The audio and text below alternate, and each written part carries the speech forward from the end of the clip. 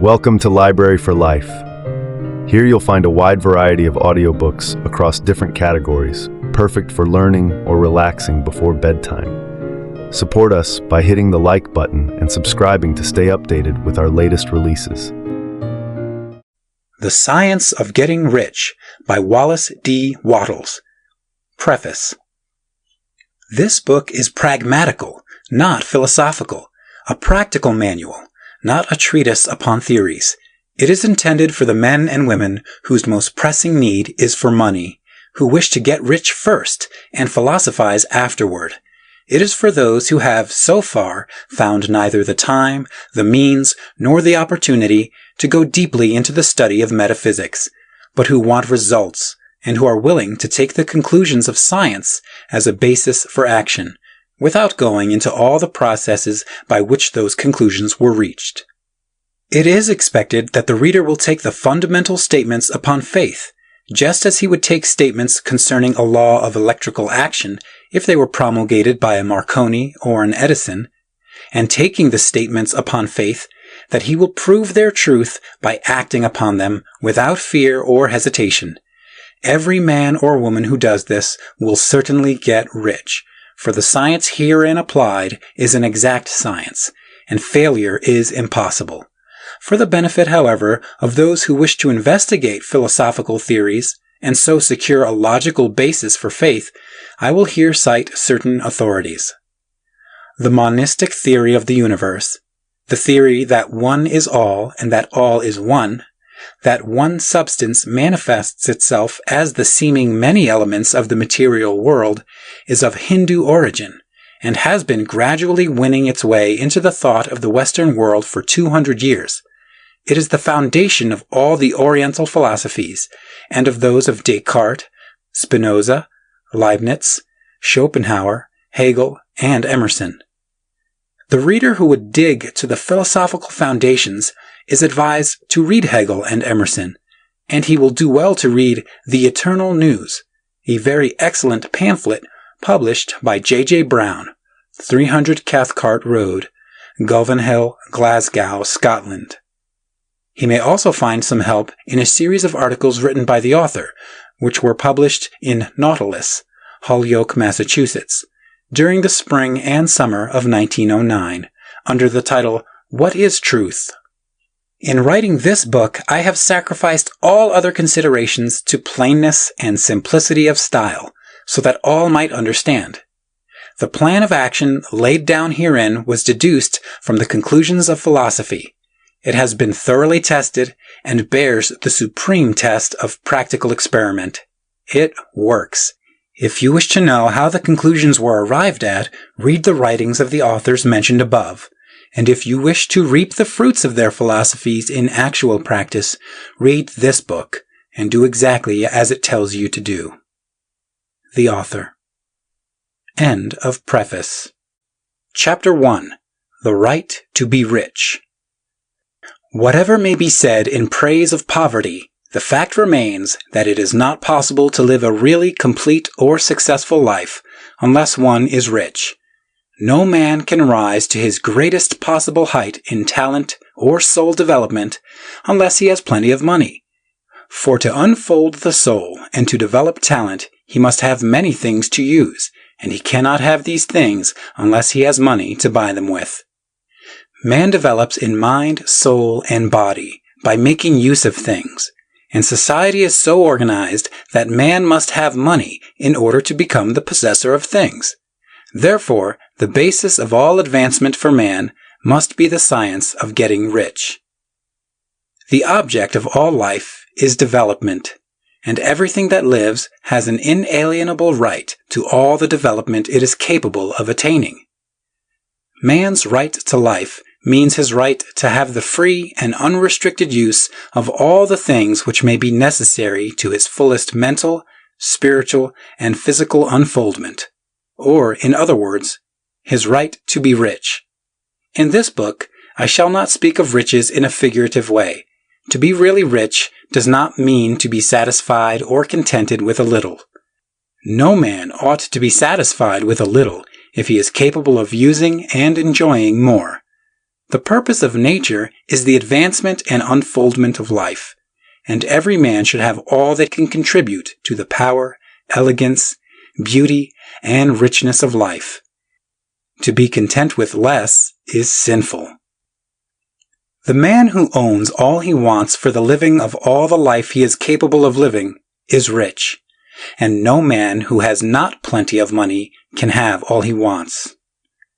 Life has advanced so far and become so complex that even the most ordinary man or woman requires a great amount of wealth in order to live in a manner that even approaches completeness. Every person naturally wants to become all that he is capable of becoming. This desire to realize innate possibilities is inherent in human nature. We cannot help wanting to be all that we can be. Success in life is becoming what you want to be. You can become what you want to be only by making use of things, and you can have the free use of things only as you become rich enough to buy them. To understand the science of getting rich is therefore the most essential of all knowledge. There is nothing wrong in wanting to get rich. The desire for riches is really the desire for a richer, fuller, and more abundant life, and that desire is praiseworthy.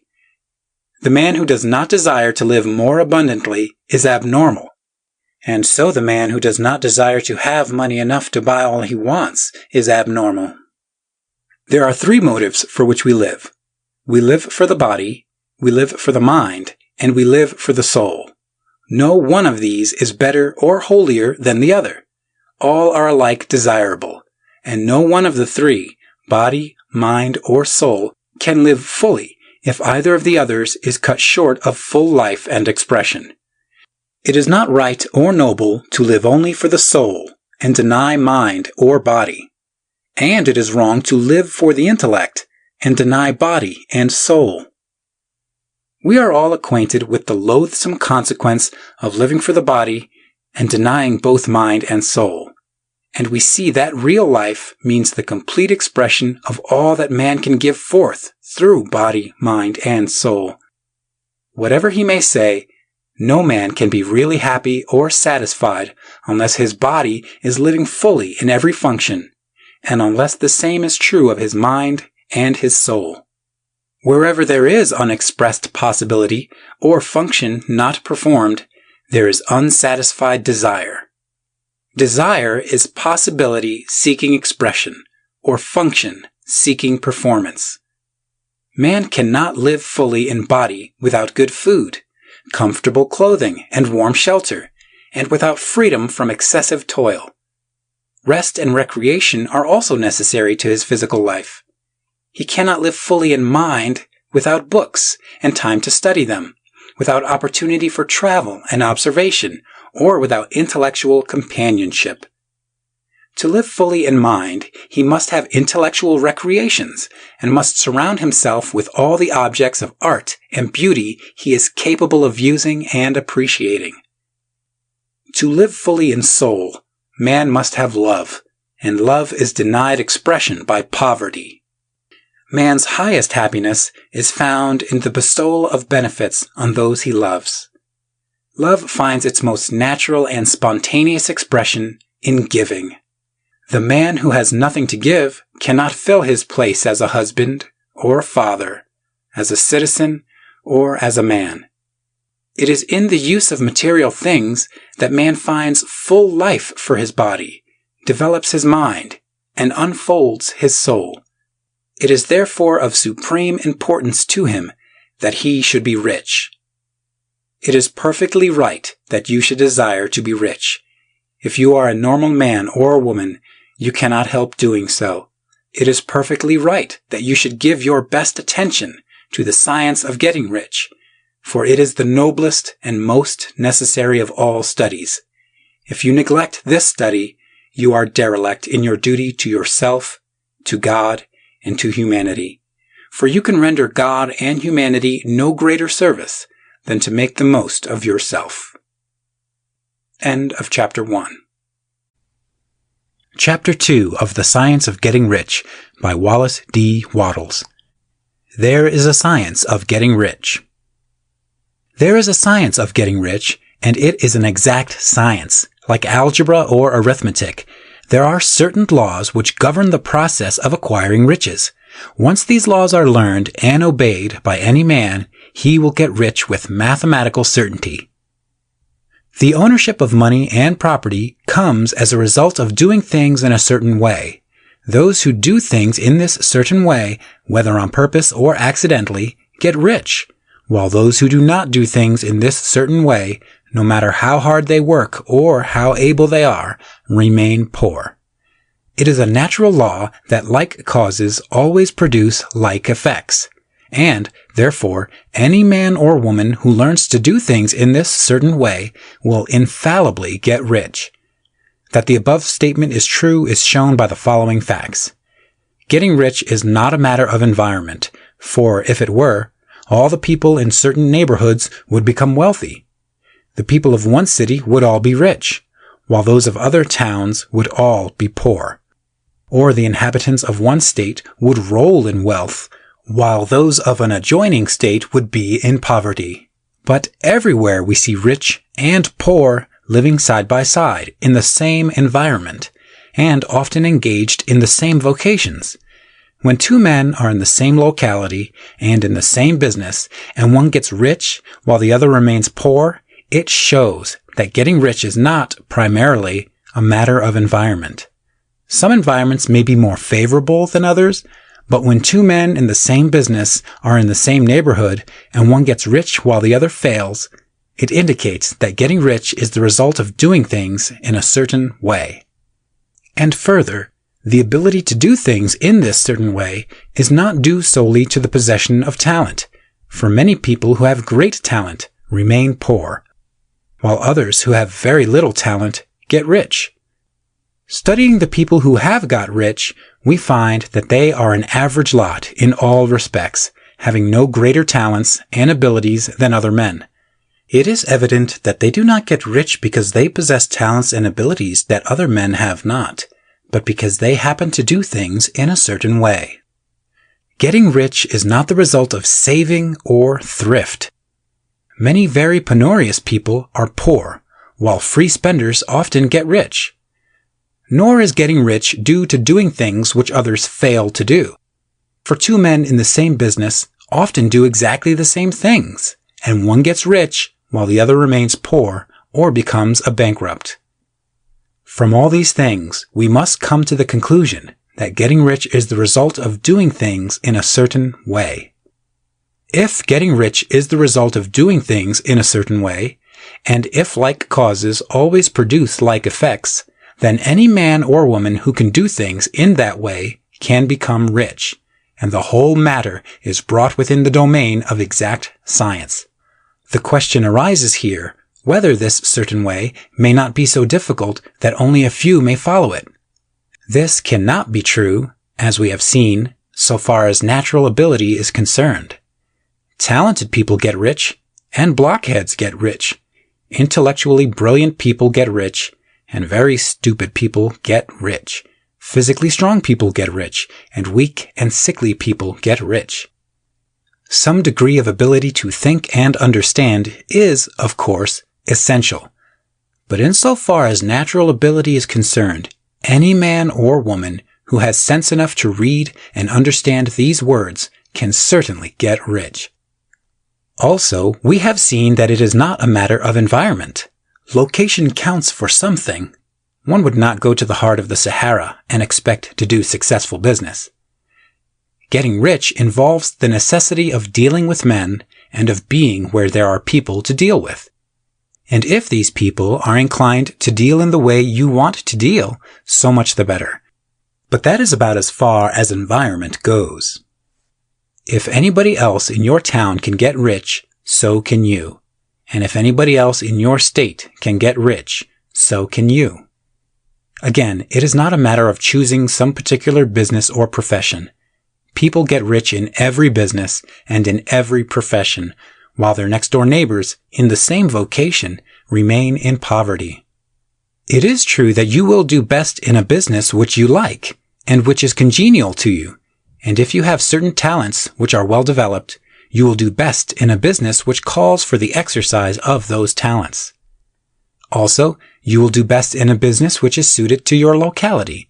An ice cream parlor would do better in a warm climate than in Greenland, and a salmon fishery will succeed better in the Northwest than in Florida, where there are no salmon.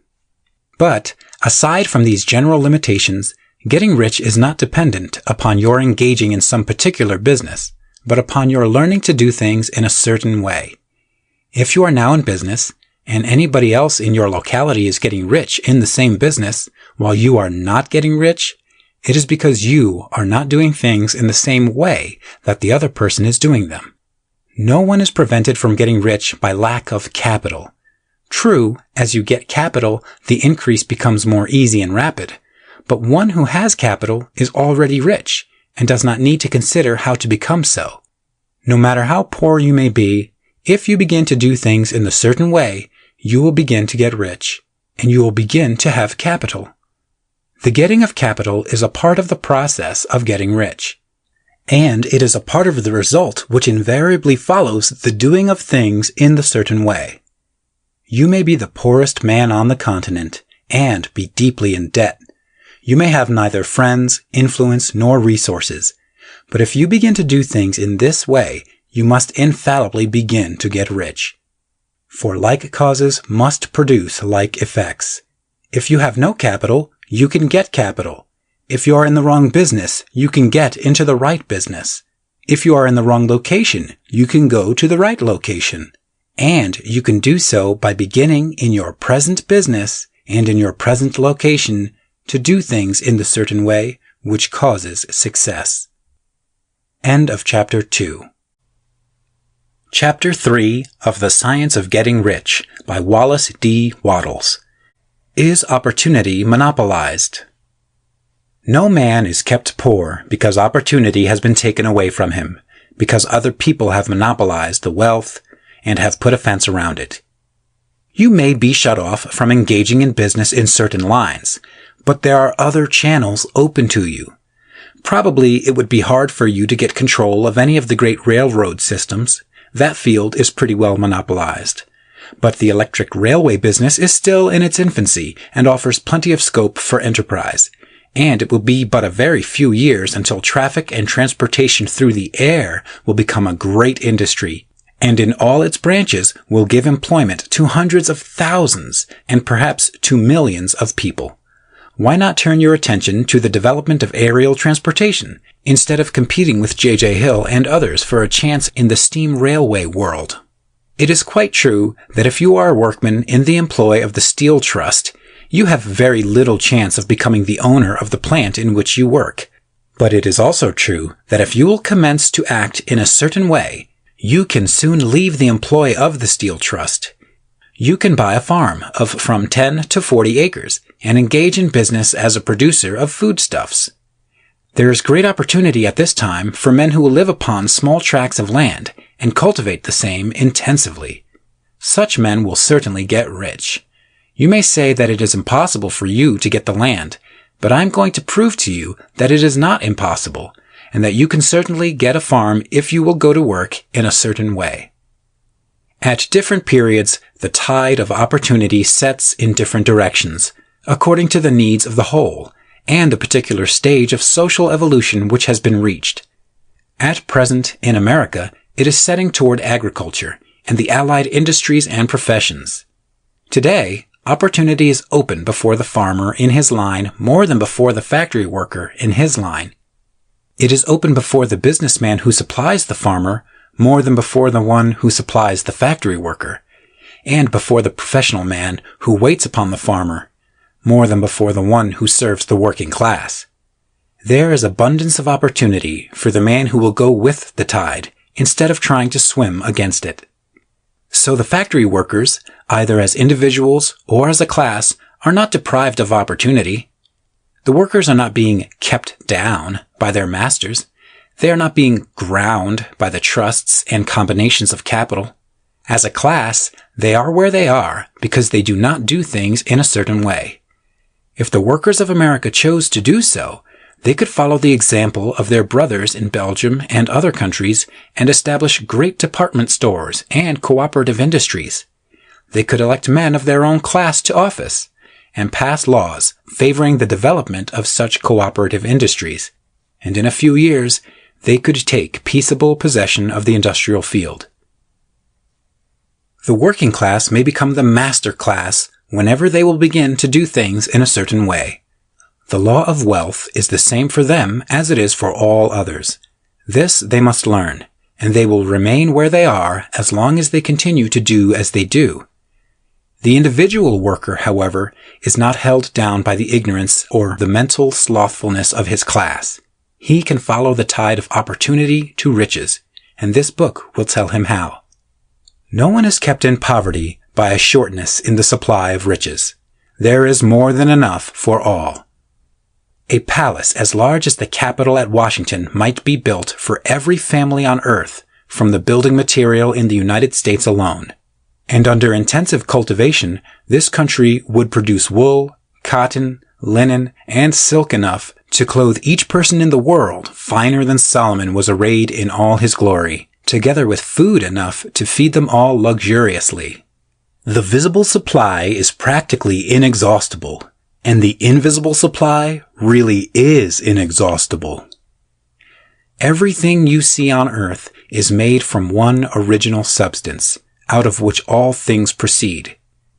New forms are constantly being made, and older ones are dissolving, but all are shapes assumed by one thing. There is no limit to the supply of formless stuff, or original substance. The universe is made out of it, but it was not all used in making the universe. The spaces in, through, and between the forms of the visible universe are permeated and filled with the original substance, with the formless stuff, with the raw material of all things. 10,000 times as much as has been made might still be made, and even then we should not have exhausted the supply of universal raw material. No man, therefore, is poor because nature is poor, or because there is not enough to go around. Nature is an inexhaustible storehouse of riches. The supply will never run short. Original substance is alive with creative energy, and is constantly producing more forms. When the supply of building material is exhausted, more will be produced. When the soil is exhausted so that foodstuffs and materials for clothing will no longer grow upon it, it will be renewed or more soil will be made. When all the gold and silver has been dug from the earth, if man is still in such a stage of social development that he needs gold and silver, more will be produced from the formless. The formless stuff responds to the needs of man. It will not let him be without any good thing. This is true of man collectively. The race as a whole is always abundantly rich.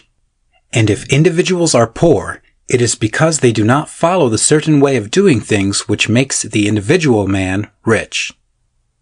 The formless stuff is intelligent. It is stuff which thinks. It is alive, and is always impelled toward more life. It is the natural and inherent impulse of life to seek to live more. It is the nature of intelligence to enlarge itself, and of consciousness to seek to extend its boundaries and find fuller expression.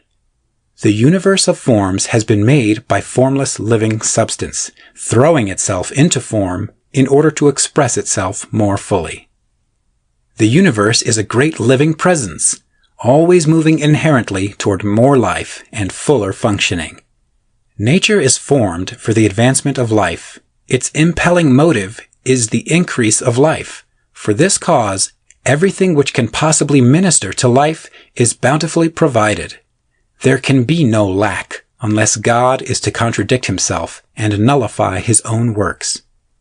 You are not kept poor by lack in the supply of riches. It is a fact which I shall demonstrate a little farther on, that even the resources of the formless supply are at the command of the man or woman who will act and think in a certain way. End of Chapter 3. Chapter 4 of The Science of Getting Rich by Wallace D. Wattles. The first principle in the science of getting rich. Thought is the only power which can produce tangible riches from the formless substance. The stuff from which all things are made is a substance which thinks, and a thought of form in this substance produces the form. Original substance moves according to its thoughts. Every form and process you see in nature is the visible expression of a thought in original substance. As the formless stuff thinks of a form, it takes that form. As it thinks of a motion, it makes that motion. That is the way all things were created. We live in a thought world, which is part of a thought universe. The thought of a moving universe extended throughout formless substance, and the thinking stuff moving according to that thought took the form of systems of planets and maintains that form. Thinking substance takes the form of its thought and moves according to the thought. Holding the idea of a circling system of suns and worlds, it takes the form of these bodies and moves them as it thinks. Thinking the form of a slow-growing oak tree, it moves accordingly and produces the tree, though centuries may be required to do the work. In creating, the formless seems to move according to the lines of motion it has established. The thought of an oak tree does not cause the instant formation of a full-grown tree, but it does start in motion the forces which will produce the tree along established lines of growth. Every thought of form held in thinking substance causes the creation of the form, but always, or at least generally, along lines of growth and action already established. The thought of a house of a certain construction, if it were impressed upon formless substance, might not cause the instant formation of the house, but it would cause the turning of creative energies already working in trade and commerce into such channels as to result in the speedy building of the house. And if there were no existing channels through which the creative energy could work, then the house would be formed directly from primal substance, without waiting for the slow processes of the organic and inorganic world. No thought of form can be impressed upon original substance without causing the creation of the form. Man is a thinking center and can originate thought. All the forms that man fashions with his hands must first exist in his thought. He cannot shape a thing until he has thought that thing.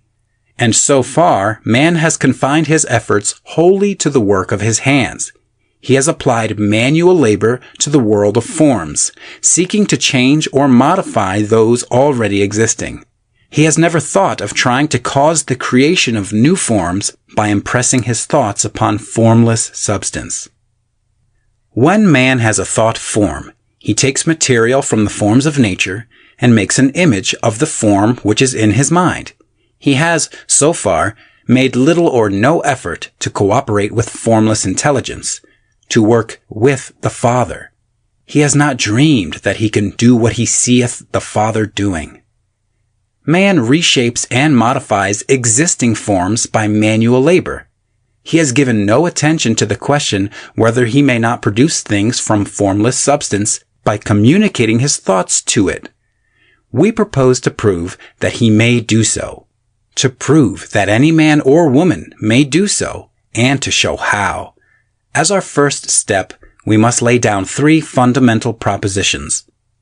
First, we assert that there is one original formless stuff or substance from which all things are made. All the seemingly many elements are but different presentations of one element. All the many forms found in organic and inorganic nature are but different shapes made from the same stuff. And this stuff is thinking stuff. A thought held in it produces the form of the thought. Thought in thinking substance produces shapes. Man is a thinking center, capable of original thought. If man can communicate his thought to original thinking substance, he can cause the creation or formation of the thing he thinks about. To summarize this, there is a thinking stuff from which all things are made, and which, in its original state, permeates, penetrates, and fills the interspaces of the universe. A thought in this substance produces the thing that is imaged by the thought. Man can form things in his thought, and by impressing his thought upon formless substance, can cause the thing he thinks about to be created. It may be asked if I can prove these statements, and without going into details, I answer that I can do so, both by logic and experience. Reasoning back from the phenomena of form and thought, I come to one original thinking substance, and reasoning forward from this thinking substance, I come to man's power to cause the formation of the thing he thinks about. And by experiment, I find the reasoning true, and this is my strongest proof. If one man who reads this book gets rich by doing what it tells him to do, that is evidence in support of my claim. But if every man who does what it tells him to do gets rich, that is positive proof, until someone goes through the process and fails. The theory is true until the process fails, and this process will not fail, for every man who does exactly what this book tells him to do will get rich. I have said that men get rich by doing things in a certain way, and in order to do so, men must become able to think in a certain way. A man's way of doing things is the direct result of the way he thinks about things. To do things in the way you want to do them, you will have to acquire the ability to think the way you want to think. This is the first step towards getting rich. To think what you want to think is to think truth, regardless of appearances. Every man has the natural and inherent power to think what he wants to think, but it requires far more effort to do so than it does to think the thoughts which are suggested by appearances. To think according to appearances is easy.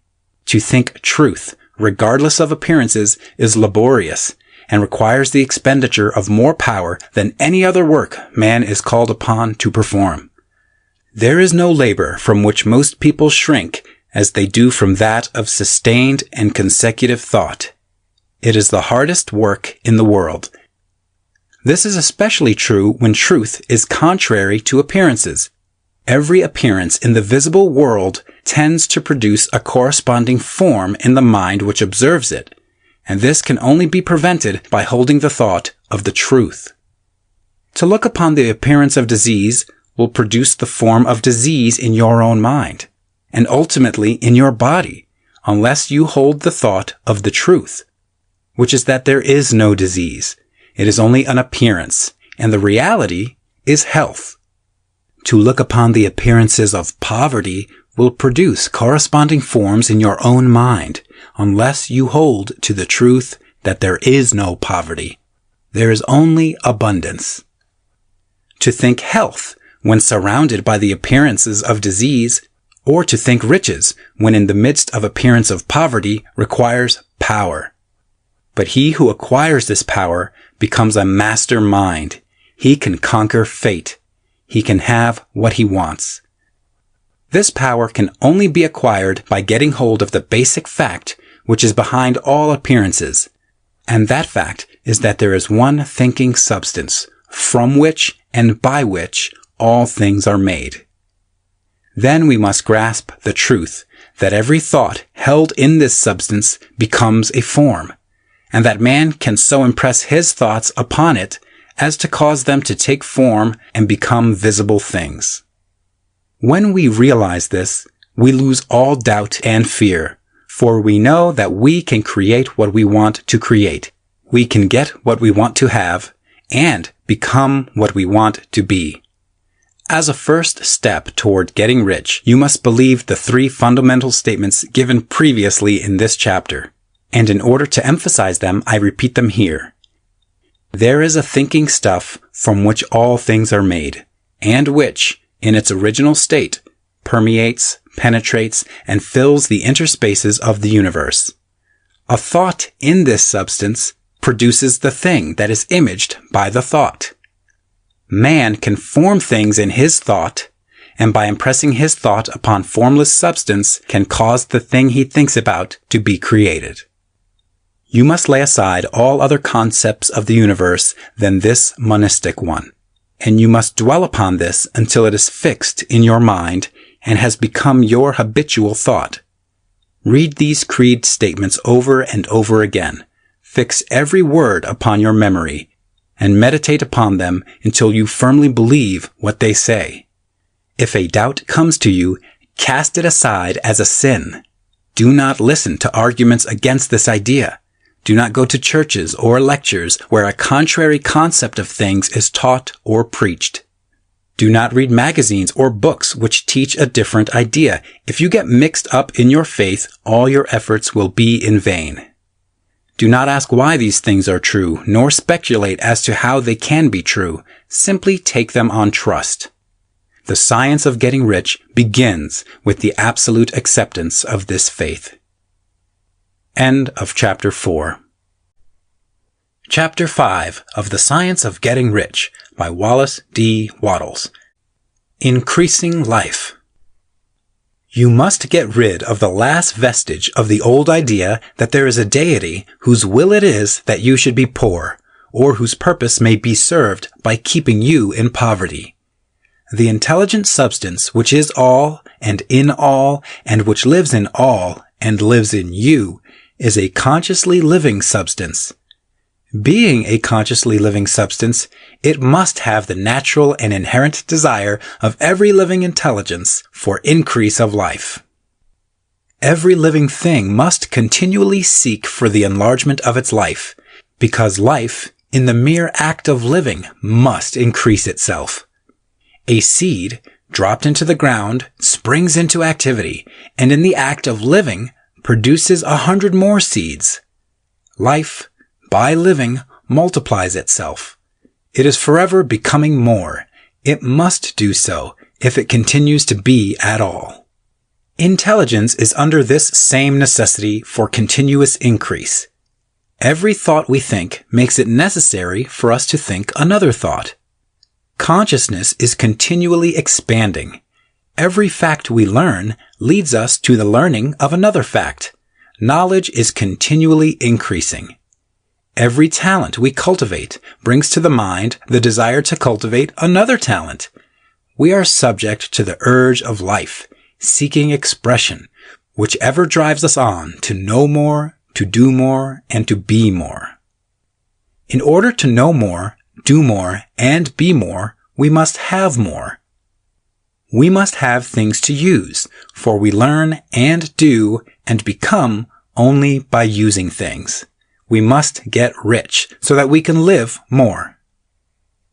The desire for riches is simply the capacity for larger life-seeking fulfillment. Every desire is the effort of an unexpressed possibility to come into action. It is power seeking to manifest, which causes desire. That which makes you want more money is the same as that which makes the plant grow. It is life seeking fuller expression.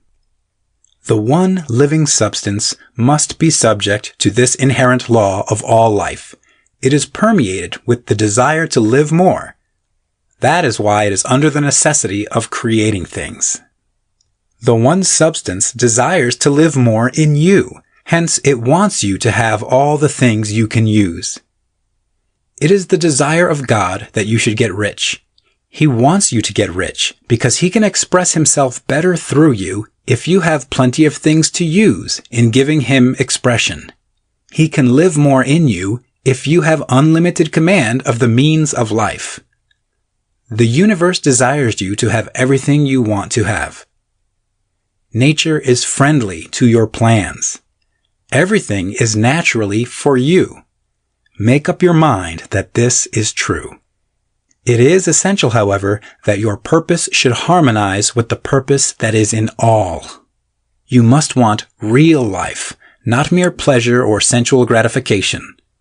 Life is the performance of function, and the individual really lives only when he performs every function, physical, mental, and spiritual, of which he is capable without excess in any. You do not want to get rich in order to live swinishly for the gratification of animal desires. That is not life. But the performance of every physical function is a part of life. And no one lives completely who denies the impulses of the body a normal and healthful expression. You do not want to get rich solely to enjoy mental pleasures, to get knowledge, to gratify ambition, to outshine others, to be famous. All these are a legitimate part of life, but the man who lives for the pleasures of the intellect alone will only have a partial life, and he will never be satisfied with his lot. You do not want to get rich solely for the good of others, to lose yourself for the salvation of mankind, to experience the joys of philanthropy and sacrifice. The joys of the soul are only a part of life, and they are no better or nobler than any other part. You want to get rich in order that you may eat, drink, and be merry when it is time to do these things, in order that you may surround yourself with beautiful things, see distant lands, feed your mind, and develop your intellect in order that you may love men and do kind things, and be able to play a good part in helping the world to find truth. But remember that extreme altruism is no better and no nobler than extreme selfishness. Both are mistakes. Get rid of the idea that God wants you to sacrifice yourself for others, and that you can secure His favor by doing so. God requires nothing of the kind. What He wants is that you should make the most of yourself, and for others. And you can help others more by making the most of yourself than in any other way. You can make the most of yourself only by getting rich. So it is right and praiseworthy that you should give your first and best thought to the work of acquiring wealth. Remember, however, that the desire of substance is for all, and its movements must be for more life to all. It cannot be made to work for less life to any, because it is equally in all, seeking riches and life. Intelligent substance will make things for you, but it will not take things away from someone else and give them to you. You must get rid of the thought of competition. You are to create, not to compete for what is already created. You do not have to take anything away from anyone. You do not have to drive sharp bargains. You do not have to cheat or to take advantage. You do not need to let any man work for you for less than he earns. You do not have to covet the property of others or to look at it with wishful eyes. No man has anything of which you cannot have the like, and that without taking what he has away from him. You are to become a creator, not a competitor. You are going to get what you want, but in such a way that when you get it, every other man will have more than he has now. I am aware that there are men who get a vast amount of money by proceeding in direct opposition to the statements in the paragraph above, and may add a word of explanation here. Men of the plutocratic type who become very rich do so sometimes purely by their extraordinary ability on the plane of competition, and sometimes they unconsciously relate themselves to substance in its great purposes and movements for the general racial upbuilding through industrial evolution.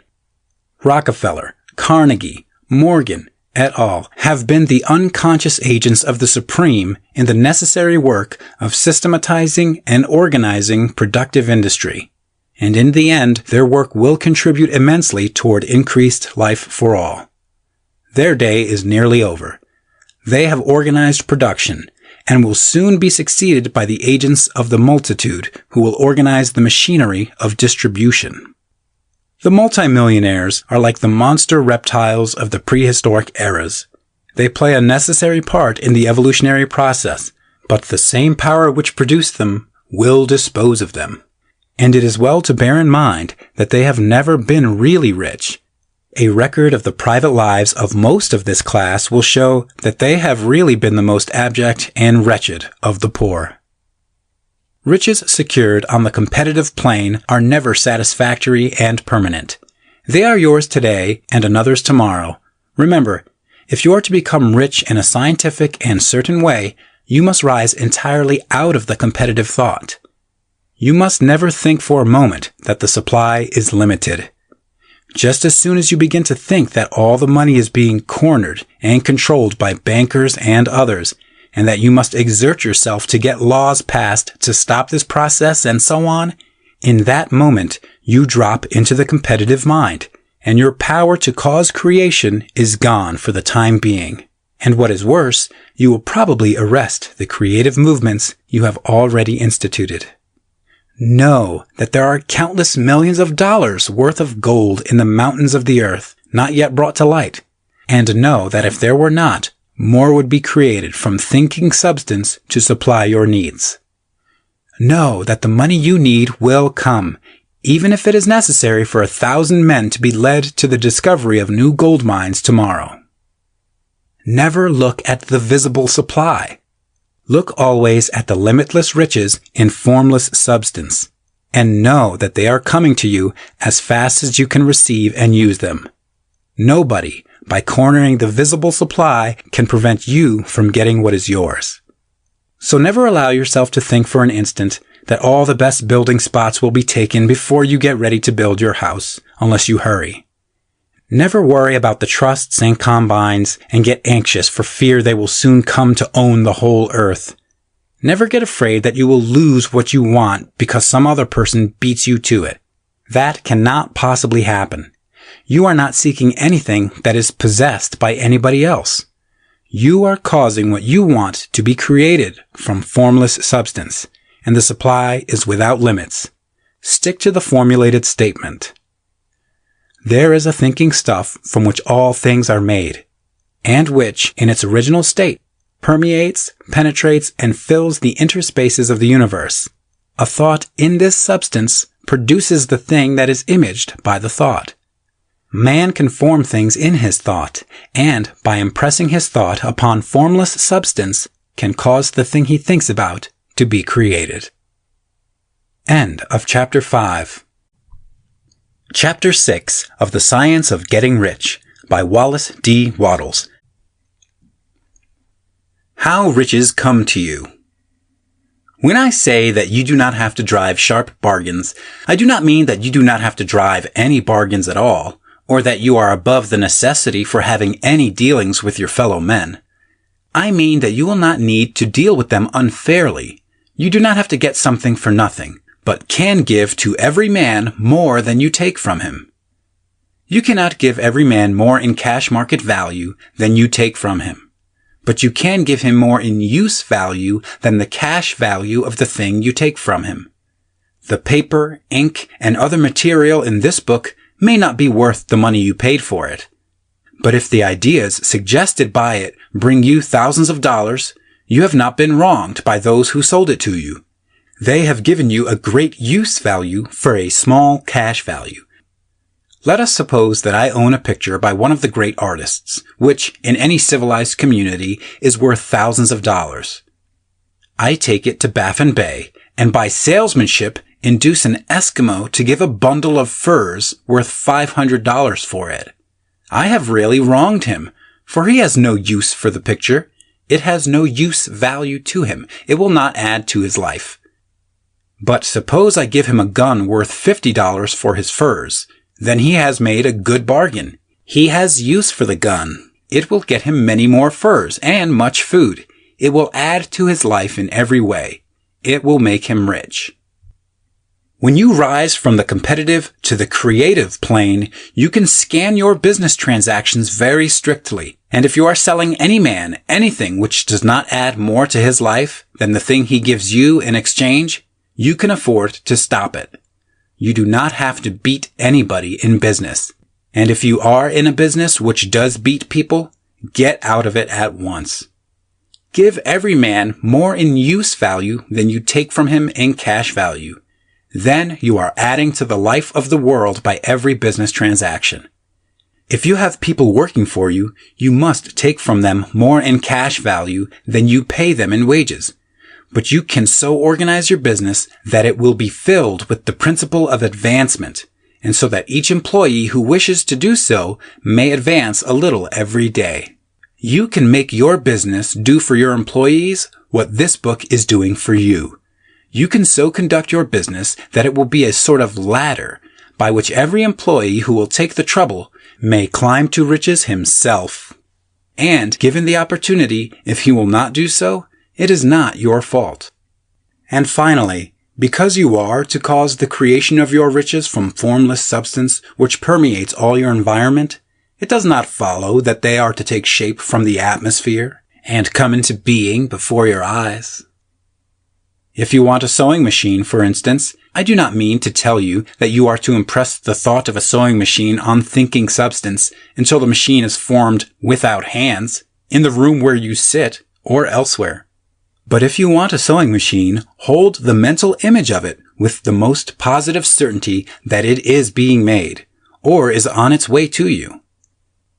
After once forming the thought, have the most absolute and unquestioning faith that the sewing machine is coming.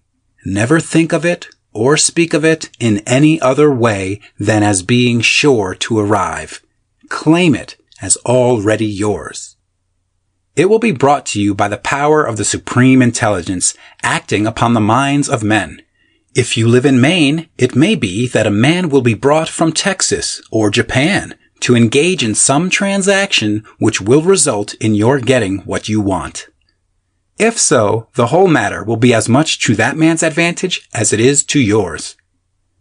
Do not forget for a moment that the thinking substance is through all, in all, communicating with all, and can influence all. The desire of thinking substance for fuller life and better living has caused the creation of all the sewing machines already made, and it can cause the creation of millions more, and will whenever men set it in motion by desire and faith, and by acting in a certain way.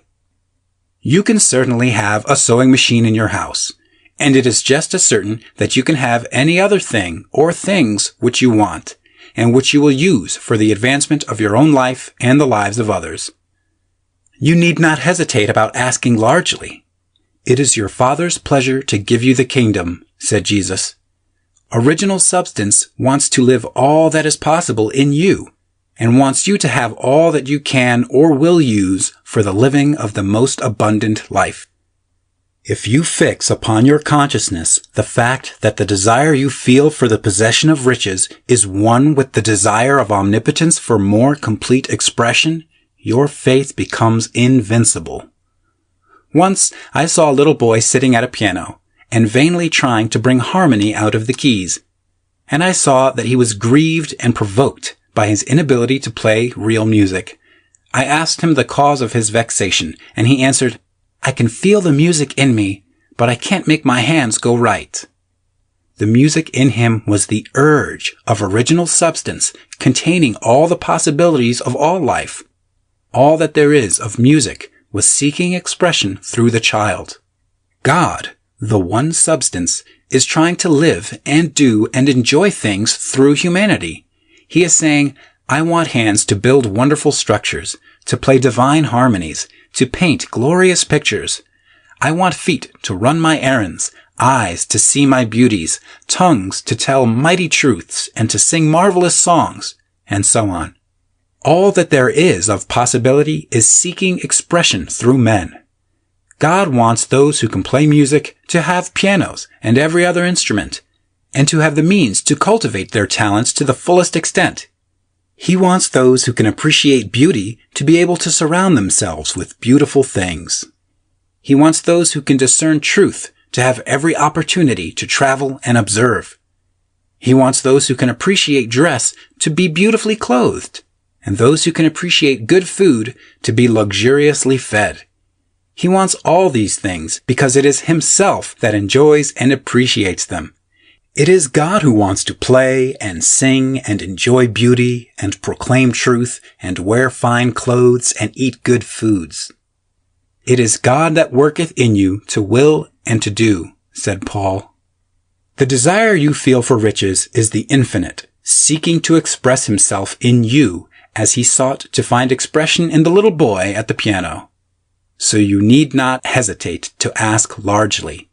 Your part is to focalize and express the desires of God. This is a difficult point with most people. They retained something of the old idea that poverty and self-sacrifice are pleasing to God. They look upon poverty as a part of the plan, a necessity of nature. They have the idea that God has finished his work and made all that he can make, and that the majority of men must stay poor because there is not enough to go around. They hold to so much of this erroneous thought that they feel ashamed to ask for wealth. They try not to want more than a very modest competence, just enough to make them fairly comfortable. I recall now the case of one student who was told that he must get in mind a clear picture of the things he desired, so that the creative thought of them might be impressed on formless substance. He was a very poor man, living in a rented house and having only what he earned from day to day, and he could not grasp the fact that all wealth was his. So after thinking the matter over, he decided that he might reasonably ask for a new rug for the floor of his best room and an anthracite coal stove to heat the house during the cold weather. Following the instructions given in this book, he obtained these things in a few months, and then it dawned upon him that he had not asked enough. He went through the house in which he lived and planned all the improvements he would like to make in it.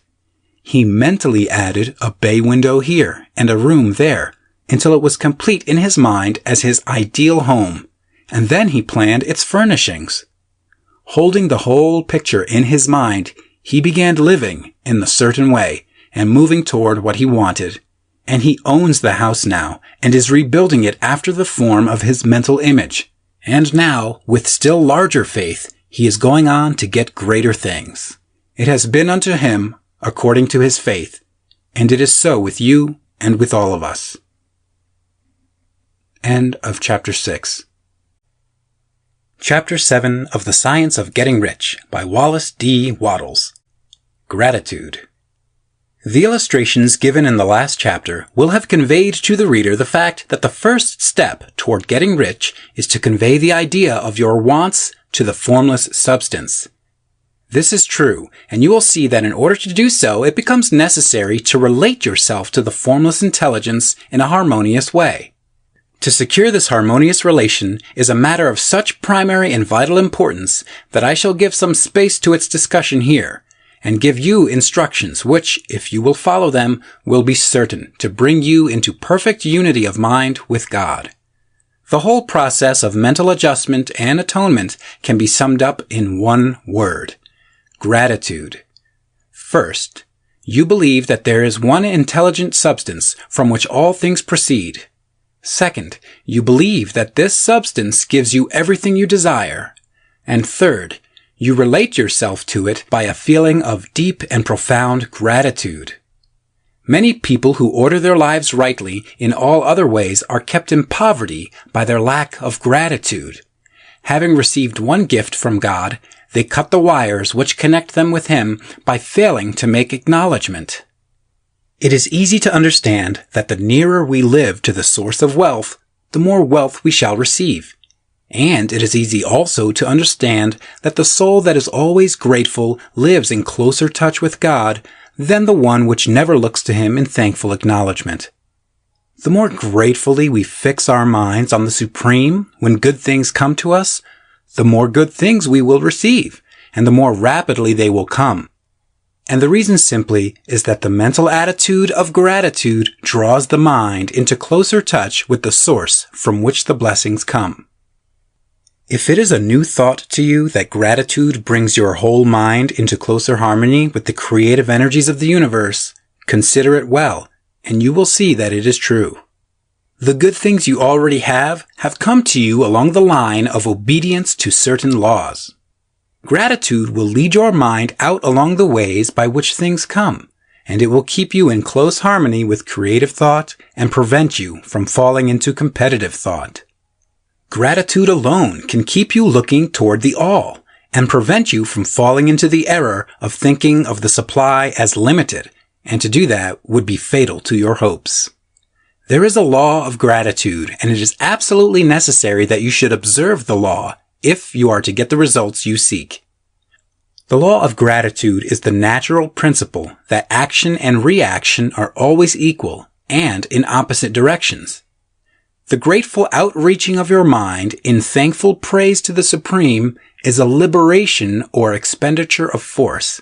It cannot fail to reach that to which it is addressed, and the reaction is an instantaneous movement toward you.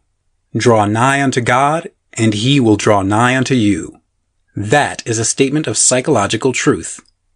And if your gratitude is strong and constant, the reaction in formless substance will be strong and continuous. The movement of the things you want will always be toward you. Notice the grateful attitude that Jesus took. how he always seems to be saying, "I thank thee, Father, that thou hearest me." You cannot exercise much power without gratitude, for it is gratitude that keeps you connected with power. But the value of gratitude does not consist solely in getting you more blessings in the future. Without gratitude, you cannot long keep from dissatisfied thought regarding things as they are. The moment you permit your mind to dwell with dissatisfaction upon things as they are, you begin to lose ground. You fix attention upon the common, the ordinary, the poor, and the squalid and mean, and your mind takes the form of these things. Then you will transmit these forms or mental images to the formless, and the common, the poor, the squalid, and mean will come to you. To permit your mind to dwell upon the inferior is to become inferior and to surround yourself with inferior things. On the other hand, to fix your attention on the best is to surround yourself with the best and to become the best. The creative power within us makes us into the image of that to which we give our attention.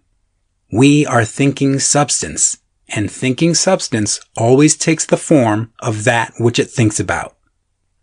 The grateful mind is constantly fixed upon the best. Therefore, it tends to become the best. It takes the form or character of the best and will receive the best. Also, faith is born of gratitude. The grateful mind continually expects good things, and expectation becomes faith. The reaction of gratitude upon one's own mind produces faith, and every outgoing wave of grateful thanksgiving increases faith. He who has no feeling of gratitude cannot long retain a living faith, and without a living faith you cannot get rich by the creative method, as we shall see in the following chapters. It is necessary, then, to cultivate the habit of being grateful for every good thing that comes to you, and to give thanks continuously. And because all things have contributed to your advancement, you should include all things in your gratitude. Do not waste time thinking or talking about the shortcomings or wrong actions of plutocrats or trust magnates. Their organization of the world has made your opportunity. All you get really comes to you because of them. Do not rage against corrupt politicians. If it were not for politicians, we should fall into anarchy, and your opportunity would be greatly lessened. God has worked a long time and very patiently to bring us up to where we are in industry and government, and He is going right on with His work. There is not the least doubt that He will do away with plutocrats, trust magnates, captains of industry, and politicians as soon as they can be spared. But in the meantime, behold, they are all very good. Remember that they are all helping to arrange the lines of transmission along which your riches will come to you, and be grateful to them all. This will bring you into harmonious relations with the good in everything, and the good in everything will move toward you. End of Chapter 7. Chapter 8 of The Science of Getting Rich by Wallace D. Wattles. Thinking in the Certain Way. Turn back to Chapter 6 and read again the story of the man who formed a mental image of his house, and you will get a fair idea of the initial step toward getting rich. You must form a clear and definite mental picture of what you want. You cannot transmit an idea unless you have it yourself. You must have it before you can give it, and many people fail to impress thinking substance because they have themselves only a vague and misty concept of the thing they want to do, to have, or to become. It is not enough that you should have a general desire for wealth to do good with. Everybody has that desire. It is not enough that you should have a wish to travel, see things, live more, etc. Everybody has those desires also. If you were going to send a wireless message to a friend, you would not send the letters of the alphabet in their order and let him construct the message for himself. Nor would you take words at random from the dictionary. You would send a coherent sentence, one which meant something. When you try to impress your wants upon substance, remember that it must be done by a coherent statement. You must know what you want and be definite. You can never get rich or start the creative power into action by sending out unformed longings and vague desires. Go over your desires, just as the man I have described went over his house. See just what you want and get a clear mental picture of it as you wish it to look when you get it. That clear mental picture you must have continually in mind, as the sailor has in mind the port toward which he is sailing the ship. You must keep your face toward it all the time.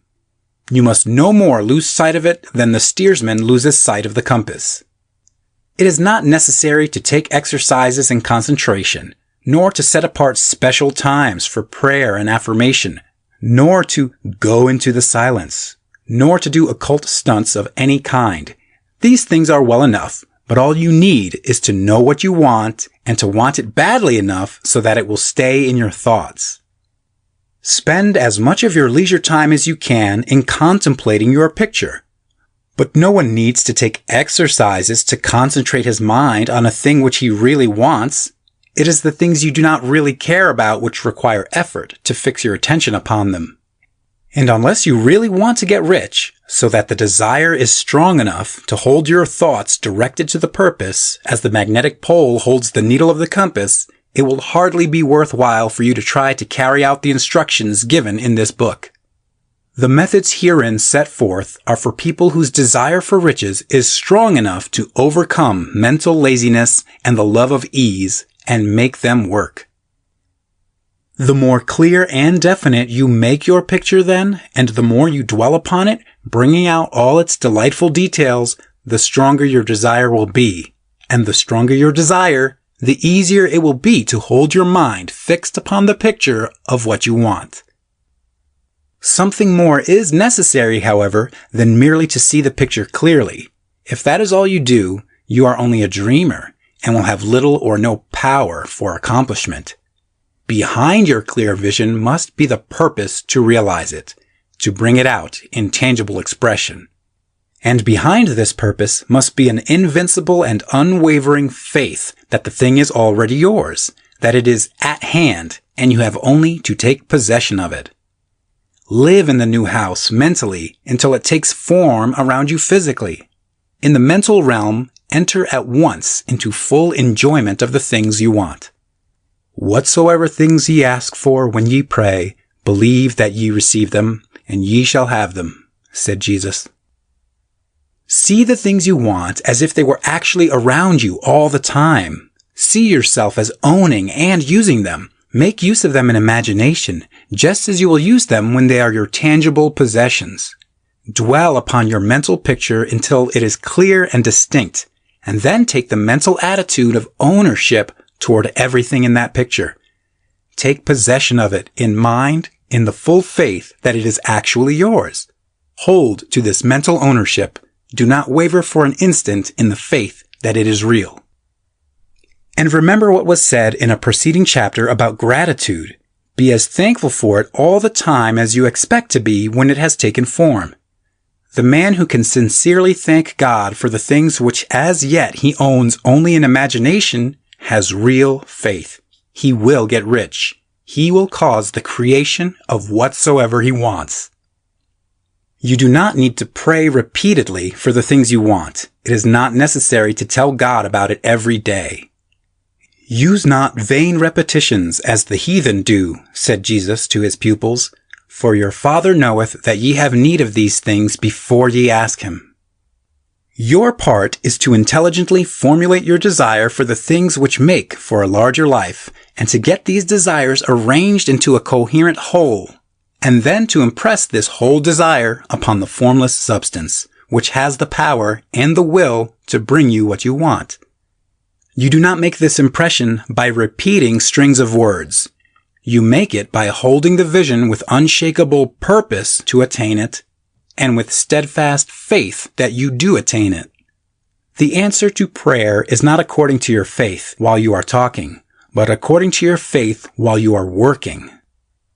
You cannot impress the mind of God by having a special Sabbath day set apart to tell him what you want, and then forgetting him during the rest of the week. You cannot impress him by having special hours to go into your closet and pray, if you then dismiss the matter from your mind until the hour of prayer comes again. Oral prayer is well enough and has its effect, especially upon yourself in clarifying your vision and strengthening your faith. But it is not your oral petitions which get you what you want. In order to get rich, you do not need a sweet hour of prayer. You need to pray without ceasing. And by prayer, I mean holding steadily to your vision with the purpose to cause its creation into solid form, and the faith that you are doing so. Believe that ye receive them. The whole matter turns on receiving, once you have clearly formed your vision. When you have formed it, it is well to make an oral statement addressing the Supreme in reverent prayer, and from that moment you must, in mind, receive what you ask for. Live in the new house. Wear the fine clothes, ride in the automobile, go on the journey, and confidently plan for greater journeys. Think and speak of all the things you have asked for in terms of actual present ownership. Imagine an environment and a financial condition exactly as you want them, and live all the time in that imaginary environment and financial condition. Mind, however, that you do not do this as a mere dreamer and castle builder. Hold to the faith that the imaginary is being realized and to the purpose to realize it.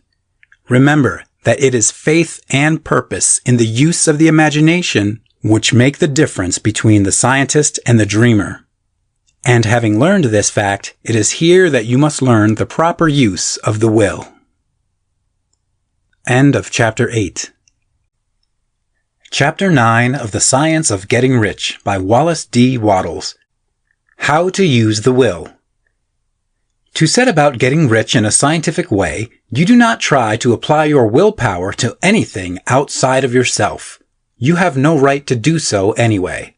It is wrong to apply your will to other men and women in order to get them to do what you wish done. It is as flagrantly wrong to coerce people by mental power as it is to coerce them by physical power. If compelling people by physical force to do things for you reduces them to slavery, compelling them by mental means accomplishes exactly the same thing. The only difference is in methods. If taking things from people by physical force is robbery, then taking things by mental force is robbery also. There is no difference in principle. You have no right to use your willpower upon another person, even for his own good, for you do not know what is for his good. The science of getting rich does not require you to apply power or force to any other person in any way whatsoever. There is not the slightest necessity for doing so.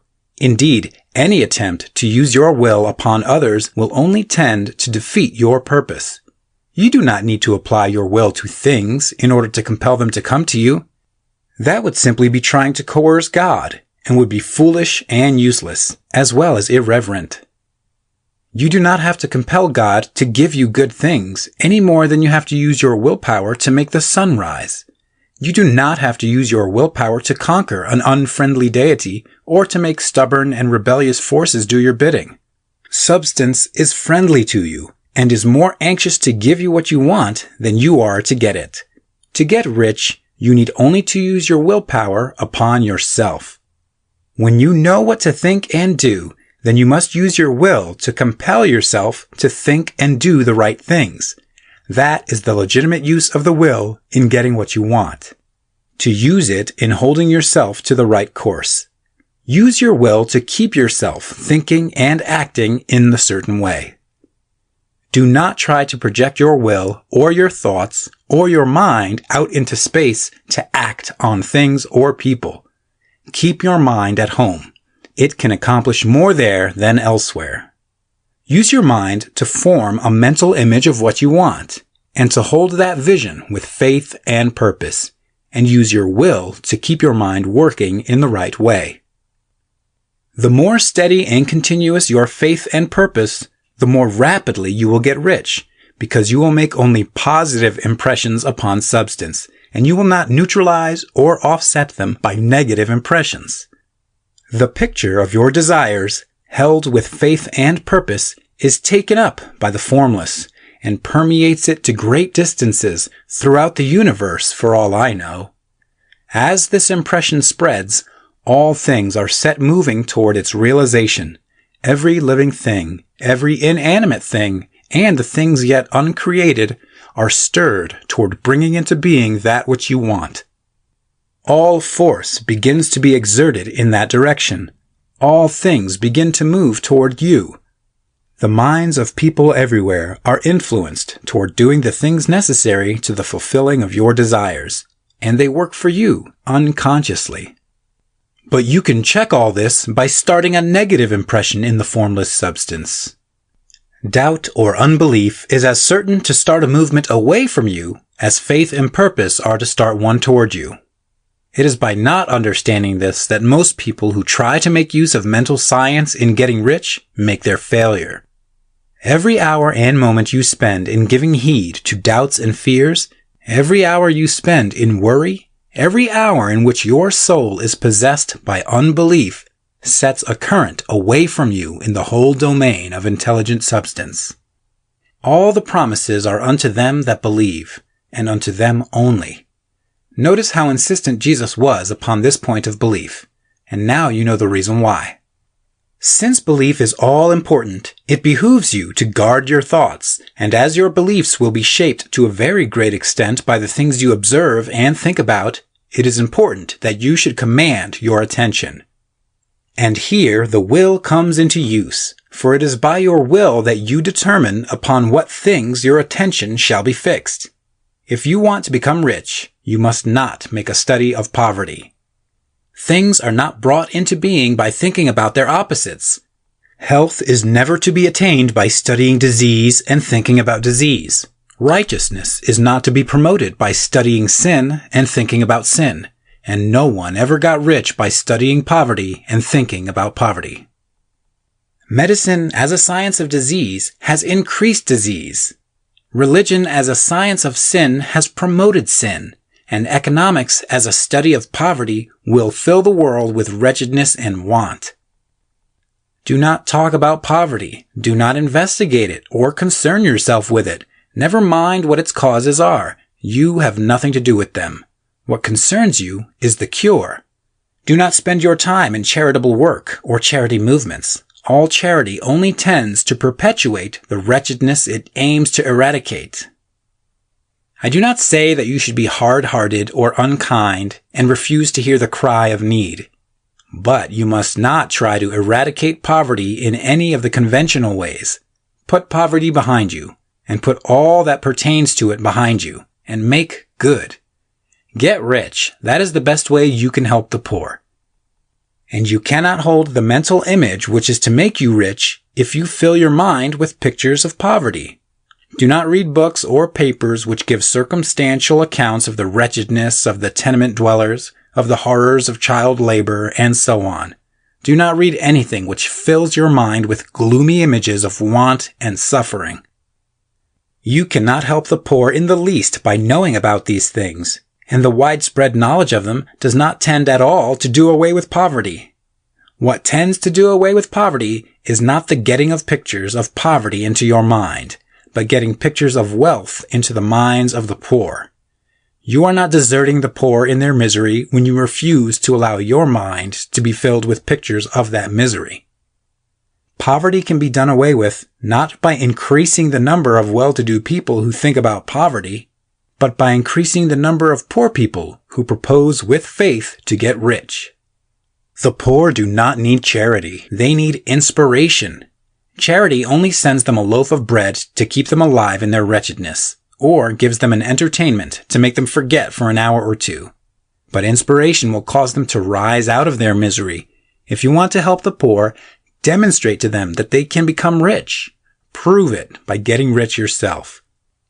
The only way in which poverty will ever be banished from this world is by getting a large and constantly increasing number of people to practice the teachings of this book. People must be taught to become rich by creation, not by competition. Every man who becomes rich by competition throws down behind him the ladder by which he rises and keeps others down. But every man who gets rich by creation opens a way for thousands to follow him and inspires them to do so. You are not showing hardness of heart or an unfeeling disposition when you refuse to pity poverty, see poverty, read about poverty, or think or talk about it, or to listen to those who do talk about it. Use your willpower to keep your mind off the subject of poverty and to keep it fixed with faith and purpose on the vision of what you want. End of Chapter 9. Chapter 10 of The Science of Getting Rich by Wallace D. Wattles. Further use of the will. You cannot retain a true and clear vision of wealth if you are constantly turning your attention to opposing pictures, whether they be external or imaginary. Do not tell of your past troubles of a financial nature, if you have had them. Do not think of them at all. Do not tell of the poverty of your parents or the hardships of your early life. To do any of these things is to mentally class yourself with the poor for the time being, and it will certainly check the movement of things in your direction. Let the dead bury their dead, as Jesus said. Put poverty and all things that pertain to poverty completely behind you. You have accepted a certain theory of the universe as being correct, and are resting all your hopes of happiness on its being correct. And what can you gain by giving heed to conflicting theories? Do not read religious books which tell you that the world is soon coming to an end. And do not read the writings of muckrakers and pessimistic philosophers who tell you that it is going to the devil. The world is not going to the devil. It is going to God. It is a wonderful becoming. True, there may be a good many things in existing conditions which are disagreeable, but what is the use of studying them when they are certainly passing away, and when the study of them only tends to check their passing and keep them with us? Why give time and attention to things which are being removed by evolutionary growth, when you can hasten their removal only by promoting the evolutionary growth as far as your part of it goes? No matter how horrible in seeming may be the conditions in certain countries, sections, or places, you waste your time and destroy your own chances by considering them. You should interest yourself in the world's becoming rich. Think of the riches the world is coming into, instead of the poverty it is growing out of, and bear in mind that the only way in which you can assist the world in growing rich is by growing rich yourself, through the creative method, not the competitive one. Give your attention wholly to riches. Ignore poverty. Whenever you think or speak of those who are poor, think and speak of them as those who are becoming rich, as those who are to be congratulated rather than pitied.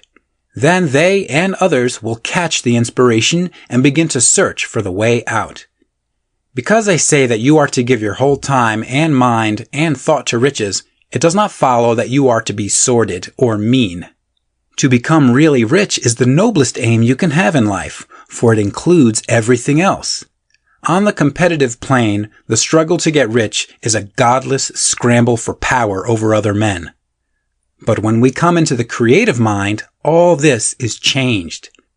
All that is possible in the way of greatness and soul unfoldment, of service and lofty endeavor, comes by way of getting rich.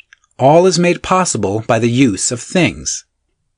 If you lack for physical health, you will find that the attainment of it is conditional on your getting rich. Only those who are emancipated from financial worry and who have the means to live a carefree existence and follow hygienic practices can have and retain health. Moral and spiritual greatness is possible only to those who are above the competitive battle for existence. And only those who are becoming rich on the plane of creative thought are free from the degrading influences of competition. If your heart is set on domestic happiness, remember that love flourishes best where there is refinement, a high level of thought, and freedom from corrupting influences. And these are to be found only where riches are attained by the exercise of creative thought, without strife or rivalry. You can aim at nothing so great or noble, I repeat, as to become rich, and you must fix your attention upon your mental picture of riches, to the exclusion of all that may tend to dim or obscure the vision. You must learn to see the underlying truth in all things. You must see beneath all seemingly wrong conditions the great one life, ever moving forward toward fuller expression and more complete happiness. It is the truth that there is no such thing as poverty, that there is only wealth. Some people remain in poverty because they are ignorant of the fact that there is wealth for them, and these can best be taught by showing them the way to affluence in your own person and practice. Others are poor because, while they feel that there is a way out, they are too intellectually indolent to put forth the mental effort necessary to find that way and travel it. And for these, the very best thing you can do is to arouse their desire by showing them the happiness that comes from being rightly rich. Others still are poor because, while they have some notion of science, they have become so swamped and lost in the maze of metaphysical and occult theories that they do not know which road to take. They try a mixture of many systems and fail in all. For these, again, the very best thing to do is to show the right way in your own person and practice. An ounce of doing things is worth a pound of theorizing. The very best thing you can do for the whole world is to make the most of yourself. You can serve God and man in no more effective way than by getting rich. That is, if you get rich by the creative method and not by the competitive one. Another thing. We assert that this book gives in detail the principles of the science of getting rich, and if that is true, you do not need to read any other book upon the subject. This may sound narrow and egotistical, but consider, there is no more scientific method of computation in mathematics than by addition, subtraction, multiplication, and division. No other method is possible. There can be but one shortest distance between 2 points. There is only one way to think scientifically, and that is to think in the way that leads by the most direct and simple route to the goal. No man has yet formulated a briefer or less complex system than the one set forth herein. It has been stripped of all non-essentials. When you commence on this, lay all others aside. Put them out of your mind altogether. Read this book every day. Keep it with you. Commit it to memory. And do not think about other systems and theories. If you do, you will begin to have doubts, and to be uncertain and wavering in your thought. And then you will begin to make failures. After you have made good and become rich, you may study other systems as much as you please, but until you are quite sure that you have gained what you want, do not read anything on this line but this book, unless it be the authors mentioned in the preface. And read only the most optimistic comments on the world's news, those in harmony with your picture. Also, postpone your investigations into the occult. Do not dabble in theosophy, spiritualism, or kindred studies. It is very likely that the dead still live and are near, but if they are, let them alone. Mind your own business. Wherever the spirits of the dead may be, they have their own work to do and their own problems to solve, and we have no right to interfere with them. We cannot help them, and it is very doubtful whether they can help us, or whether we have any right to trespass upon their time if they can. Let the dead and the hereafter alone, and solve your own problem. Get rich. If you begin to mix with the occult, you will start mental cross-currents which will surely bring your hopes to shipwreck. Now, this and the preceding chapters have brought us to the following statement of basic facts. There is a thinking stuff from which all things are made, and which, in its original state, permeates, penetrates, and fills the interspaces of the universe. A thought in this substance produces the thing that is imaged by the thought. Man can form things in his thought, and by impressing his thought upon formless substance, can cause the thing he thinks about to be created. In order to do this, man must pass from the competitive to the creative mind. He must form a clear mental picture of the things he wants, and hold this picture in his thoughts with the fixed purpose to get what he wants and the unwavering faith that he does get what he wants, closing his mind against all that may tend to shake his purpose, dim his vision, or quench his faith. And in addition to all this, we shall now see that he must live and act in a certain way. End of Chapter 10. Chapter 11 of The Science of Getting Rich by Wallace D. Wattles. Acting in the certain way. Thought is the creative power, or the impelling force which causes the creative power to act. Thinking in a certain way will bring riches to you, but you must not rely upon thought alone, paying no attention to personal action. That is the rock upon which many otherwise scientific metaphysical thinkers meet shipwreck. The failure to connect thought with personal action. We have not yet reached the stage of development, even supposing such a stage to be possible, in which man can create directly from formless substance without nature's processes or the work of human hands.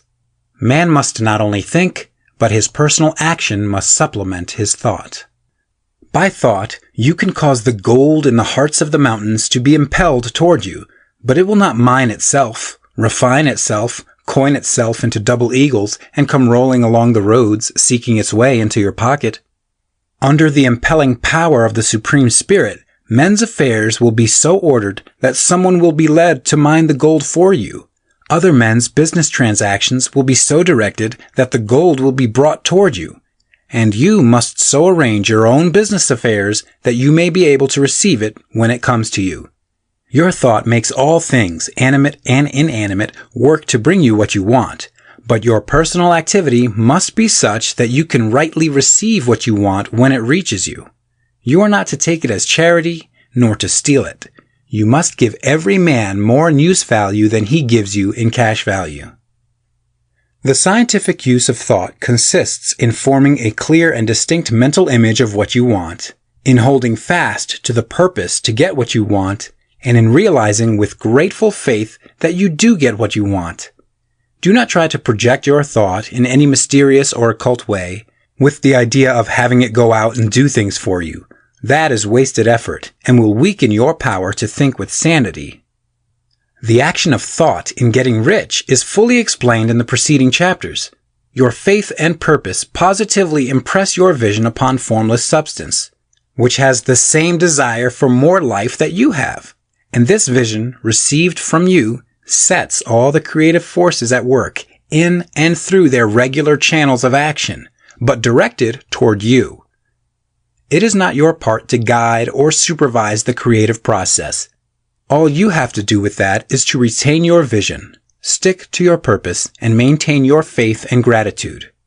But you must act in a certain way so that you can appropriate what is yours when it comes to you, so that you can meet the things you have in your picture and put them in their proper places as they arrive. You can readily see the truth of this. When things reach you, they will be in the hands of other men, who will ask an equivalent for them. And you can only get what is yours by giving the other man what is his. Your pocketbook is not going to be transformed into a Fortunatus's purse, which shall be always full of money without effort on your part. This is the crucial point in the science of getting rich, right here, where thought and personal action must be combined. There are very many people who, consciously or unconsciously, set the creative forces in action by the strength and persistence of their desires, but who remain poor because they do not provide for the reception of the things they want when it comes. By thought, the thing you want is brought to you. By action, you receive it. Whatever your action is to be, it is evident that you must act now. You cannot act in the past, and it is essential to the clearness of your mental vision that you dismiss the past from your mind. You cannot act in the future, for the future is not here yet. And you cannot tell how you will want to act in any future contingency until that contingency has arrived. Because you are not in the right business or the right environment now, do not think that you must postpone action until you get into the right business or environment. And do not spend time in the present taking thought as to the best course of action in possible future emergencies. Have faith in your ability to meet any emergency when it arrives. If you act in the present with your mind on the future, your present action will be with a divided mind and will not be effective. Put your whole mind into present action. Do not give your creative impulse to original substance and then sit down and wait for results. If you do, you will never get them. Act now. There is never any time but now, and there never will be any time but now. If you are ever to begin to make ready for the reception of what you want, you must begin now. And your action, whatever it is, must most likely be in your present business or employment, and must be upon the persons and things in your present environment. You cannot act where you are not. You cannot act where you have been. and you cannot act where you are going to be. You can act only where you are. Do not bother as to whether yesterday's work was well done or ill done. Do today's work well. Do not try to do tomorrow's work now. There will be plenty of time to do that when you get to it. Do not try, by occult or mystical means, to act on people or things that are out of your reach. Do not wait for a change of environment before you act. Get a change of environment by action. You can so act upon the environment in which you are now as to cause yourself to be transferred to a better environment. Hold with faith and purpose the vision of yourself in the better environment, but act upon your present environment with all your heart and with all your strength and with all your mind. Do not spend any time in daydreaming or castle building. Hold to the one vision of what you want and act now. Do not cast about seeking some new things to do or some strange, unusual, or remarkable action to perform as a first step toward getting rich. It is probable that your actions, at least for some time to come, will be those you have been performing for some time past. But you are to begin now to perform these actions in the certain way, which will surely make you rich. If you are engaged in some business and feel that it is not the right one for you, do not wait until you get into the right business before you begin to act. Do not feel discouraged or sit down and lament because you are misplaced. No man was ever so misplaced but that he could find the right place, and no man ever became so involved in the wrong business but that he could get into the right business. Hold the vision of yourself in the right business with the purpose to get into it and the faith that you will get into it and are getting into it, but act in your present business. Use your present business as the means of getting a better one, and use your present environment as the means of getting into a better one. Your vision of the right business, if held with faith and purpose, will cause the Supreme to move the right business toward you, and your action, if performed in a certain way, will cause you to move toward the business. If you are an employee or wage earner and feel that you must change places in order to get what you want, do not project your thought into space and rely upon it to get you another job. It will probably fail to do so. Hold the vision of yourself in the job you want while you act with faith and purpose on the job you have, and you will certainly get the job you want. Your vision and faith will set the creative force in motion to bring it toward you, and your action will cause the forces in your own environment to move you toward the place you want. In closing this chapter, we will add another statement to our syllabus. There is a thinking stuff from which all things are made, and which, in its original state, permeates, penetrates, and fills the interspaces of the universe. A thought in this substance produces the thing that is imaged by the thought. Man can form things in his thought, and by impressing his thoughts upon formless substance, can cause the thing he thinks about to be created. In order to do this, man must pass from the competitive to the creative mind. He must form a clear mental picture of the things he wants, and hold this picture in his thoughts with the fixed purpose to get what he wants, and the unwavering faith that he does get what he wants. Closing his mind to all that may tend to shake his purpose, dim his vision, or quench his faith. That he may receive what he wants when it comes, man must act now upon the people and things in his present environment. End of Chapter 11. Chapter 12 of The Science of Getting Rich by Wallace D. Wattles. Efficient Action. You must use your thought as directed in previous chapters and begin to do what you can do where you are, and you must do all that you can do where you are. You can advance only by being larger than your present place, and no man is larger than his present place who leaves undone any of the work pertaining to that place. The world is advanced only by those who more than fill their present places. If no man quite filled his present place, you can see that there must be a going backward in everything. Those who do not quite fill their present places are a dead weight upon society, government, commerce, and industry. They must be carried along by others at a great expense. The progress of the world is retarded only by those who do not fill the places they are holding. They belong to a former age and a lower stage or plane of life, and their tendency is toward degeneration. No society could advance if every man was smaller than his place. Social evolution is guided by the law of physical and mental evolution. In the animal world, evolution is caused by excess of life. When an organism has more life than can be expressed in the functions of its own plane, it develops the organs of a higher plane, and a new species is originated. There never would have been new species had there not been organisms which more than filled their places. The law is exactly the same for you.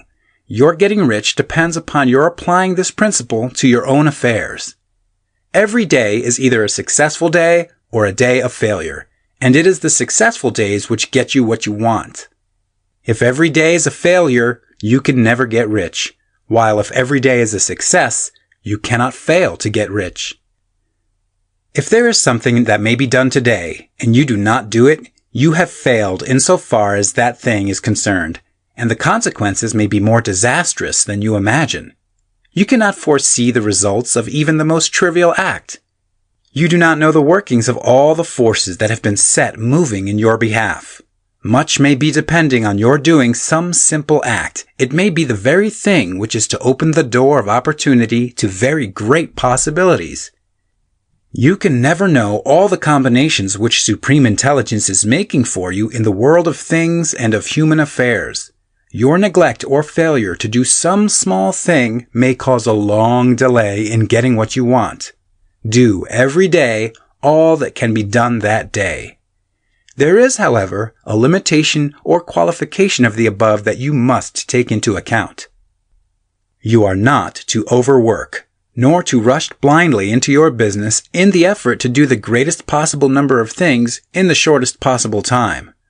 You are not to try to do tomorrow's work today, nor to do a week's work in a day. It is really not the number of things you do, but the efficiency of each separate action that counts. Every act is, in itself, either a success or a failure. Every act is, in itself, either effective or inefficient. Every inefficient act is a failure, and if you spend your life in doing inefficient acts, your whole life will be a failure. The more things you do, the worse for you, if all your acts are inefficient ones. On the other hand, every efficient act is a success in itself, and if every act of your life is an efficient one, your whole life must be a success. The cause of failure is doing too many things in an inefficient manner, and not doing enough things in an efficient manner. You will see that it is a self-evident proposition that if you do not do any inefficient acts, and if you do a sufficient number of efficient acts, you will become rich. If, now, it is possible for you to make each act an efficient one, you see again that the getting of riches is reduced to an exact science, like mathematics. The matter turns, then, on the question whether you can make each separate act a success in itself. And this you can certainly do. You can make each act a success, because all power is working with you, and all power cannot fail. Power is at your service, and to make each act efficient, you have only to put power into it. Every action is either strong or weak. And when everyone is strong, you are acting in the certain way which will make you rich. Every act can be made strong and efficient by holding your vision while you are doing it, and putting the whole power of your faith and purpose into it. It is at this point that the people fail who separate mental power from personal action. They use the power of mind in one place and at one time, and they act in another place and at another time. So their acts are not successful in themselves. Too many of them are inefficient. But if all power goes into every act, no matter how commonplace, every act will be a success in itself. And as in the nature of things, every success opens the way to other successes. Your progress toward what you want and the progress of what you want toward you will become increasingly rapid. Remember that successful action is cumulative in its results. Since the desire for more life is inherent in all things, when a man begins to move toward larger life, more things attach themselves to him, and the influence of his desire is multiplied. Do every day all that you can do that day, and do each act in an efficient manner. In saying that you must hold your vision while you are doing each act, however trivial or commonplace, I do not mean to say that it is necessary at all times to see the vision distinctly to its smallest details. It should be the work of your leisure hours to use your imagination on the details of your vision, and to contemplate them until they are firmly fixed upon your memory. If you wish speedy results, spend practically all your spare time in this practice. By continuous contemplation, you will get the picture of what you want, even to the smallest details, so firmly fixed upon your mind, and so completely transferred to the mind of formless substance, that in your working hours you need only to mentally refer to the picture to stimulate your faith and purpose, and cause your best effort to be put forth. Contemplate your picture in your leisure hours until your consciousness is so full of it that you can grasp it instantly. You will become so enthused with its bright promises that the mere thought of it will call forth the strongest energies of your whole being. Let us again repeat our syllabus, and by slightly changing the closing statements, bring it to the point we have now reached. There is a thinking stuff from which all things are made, and which, in its original state, permeates, penetrates, and fills the interspaces of the universe. A thought in this substance produces the thing that is imaged by the thought. Man can form things in his thought, and by impressing his thought upon formless substance can cause the thing he thinks about to be created. In order to do this, man must pass from the competitive to the creative mind. He must form a clear mental picture of the things he wants, and do with faith and purpose all that can be done each day, doing each separate thing in an efficient manner. End of Chapter 12. Chapter 13 of The Science of Getting Rich by Wallace D. Wattles. Getting into the right business. Success in any particular business depends, for one thing, upon your possessing in a well-developed state the faculties required in that business. Without good musical faculty, no one can succeed as a teacher of music. Without well-developed mechanical faculties, no one can achieve great success in any of the mechanical trades. Without tact and the commercial faculties, no one can succeed in mercantile pursuits. But to possess in a well-developed state the faculties required in your particular vocation does not ensure getting rich. There are musicians who have remarkable talent, and who yet remain poor. There are blacksmiths, carpenters, and so on who have excellent mechanical ability, but who do not get rich. And there are merchants with good faculties for dealing with men who nevertheless fail. The different faculties are tools. It is essential to have good tools, but it is also essential that the tools should be used in the right way. One man can take a sharp saw, a square, a good plane, and so on, and build a handsome article of furniture. Another man can take the same tools and set to work to duplicate the article, but his production will be a botch. He does not know how to use good tools in a successful way. The various faculties of your mind are the tools with which you must do the work which is to make you rich. It will be easier for you to succeed if you get into a business for which you are well equipped with mental tools. Generally speaking, you will do best in that business which will use your strongest faculties, the one for which you are naturally best fitted. But there are limitations to this statement also. No man should regard his vocation as being irrevocably fixed by the tendencies with which he was born. You can get rich in any business, for if you have not the right talent for it, you can develop that talent. It merely means that you will have to make your tools as you go along, instead of confining yourself to the use of those with which you were born. It will be easier for you to succeed in a vocation for which you already have the talents in a well-developed state, but you can succeed in any vocation, for you can develop any rudimentary talent, and there is no talent of which you have not at least the rudiment. You will get rich most easily in point of effort if you do that for which you are best fitted, but you will get rich most satisfactorily if you do that which you want to do. Doing what you want to do is life, and there is no real satisfaction in living if we are compelled to be forever doing something which we do not like to do, and can never do what we want to do. And it is certain that you can do what you want to do. The desire to do it is proof that you have within you the power which can do it. Desire is a manifestation of power. The desire to play music is the power which can play music, seeking expression and development. The desire to invent mechanical devices is the mechanical talent seeking expression and development. Where there is no power, either developed or undeveloped, to do a thing, there is never any desire to do that thing.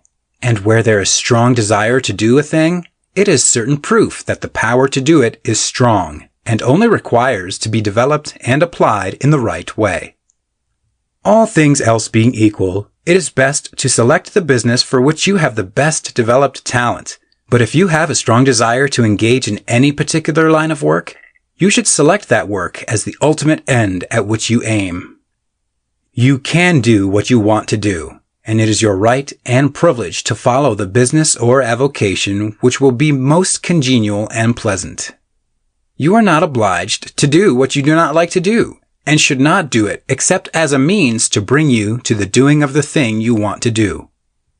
If there are past mistakes whose consequences have placed you in an undesirable business or environment, you may be obliged for some time to do what you do not like to do. But you can make the doing of it pleasant by knowing that it is making it possible for you to come to the doing of what you want to do. If you feel that you are not in the right vocation, do not act too hastily in trying to get into another one. The best way generally to change business or environment is by growth. Do not be afraid to make a sudden and radical change if the opportunity is presented, and you feel, after careful consideration, that it is the right opportunity. But never take sudden or radical action when you are in doubt as to the wisdom of doing so. There is never any hurry on the creative plane, and there is no lack of opportunity. When you get out of the competitive mind, you will understand that you never need to act hastily. No one else is going to beat you to the thing you want to do. There is enough for all. If one place is taken, another and a better one will be opened for you a little farther on. There is plenty of time. When you are in doubt, wait. Fall back on the contemplation of your vision and increase your faith and purpose. And by all means, in times of doubt and indecision, cultivate gratitude.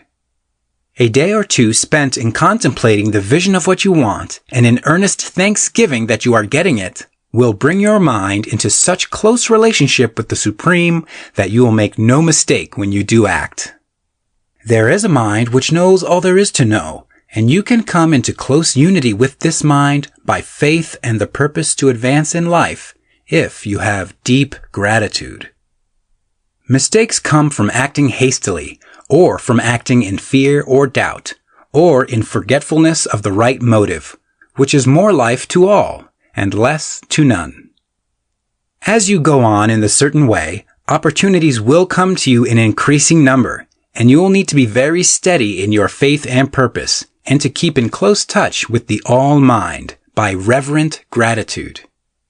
Do all that you can do in a perfect manner every day, but do it without haste, worry, or fear. Go as fast as you can, but never hurry. Remember that in the moment you begin to hurry, you cease to be a creator and become a competitor. You drop back upon the old plane again. Whenever you find yourself hurrying, call a halt. Fix your attention on the mental image of the thing you want and begin to give thanks that you are getting it. The exercise of gratitude will never fail to strengthen your faith and renew your purpose. End of Chapter 13. Chapter 14 of The Science of Getting Rich by Wallace D. Wattles. The Impression of Increase. Whether you change your vocation or not, your actions for the present must be those pertaining to the business in which you are now engaged. You can get into the business you want by making constructive use of the business you are already established in, by doing your daily work in a certain way. And insofar as your business consists in dealing with other men, whether personally or by letter, the key thought of all your efforts must be to convey to their minds the impression of increase. Increase is what all men and all women are seeking. It is the urge of the formless intelligence within them, seeking fuller expression. The desire for increase is inherent in all nature. It is the fundamental impulse of the universe. All human activities are based on the desire for increase. People are seeking more food, more clothes, better shelter, more luxury, more beauty, more knowledge, more pleasure, increase in something, more life. Every living thing is under this necessity for continuous advancement. Where increase of life ceases, dissolution and death set in at once. Man instinctively knows this, and hence he is forever seeking more. This law of perpetual increase is set forth by Jesus in the parable of the talents. Only those who gain more retain any. From him who hath not shall be taken away even that which he hath. The normal desire for increased wealth is not an evil or a reprehensible thing. It is simply the desire for more abundant life. It is aspiration. And because it is the deepest instinct of their natures, all men and women are attracted to him who can give them more of the means of life. In following the certain way, as described in the foregoing pages, you are getting continuous increase for yourself, and you are giving it to all with whom you deal. You are a creative center from which increase is given off to all. Be sure of this, and convey assurance of the fact to every man, woman, and child with whom you come in contact. No matter how small the transaction, even if it be only the selling of a stick of candy to a little child, put into it the thought of increase and make sure that the customer is impressed with the thought. Convey the impression of advancement with everything you do, so that all people shall receive the impression that you are an advancing man, and that you advance all who deal with you, even to the people whom you meet in a social way, without any thought of business, and to whom you do not try to sell anything. Give the thought of increase. You can convey this impression by holding the unshakable faith that you yourself are in the way of increase, and by letting this faith inspire, fill, and permeate every action. Do everything that you do in the firm conviction that you are an advancing personality, and that you are giving advancement to everybody.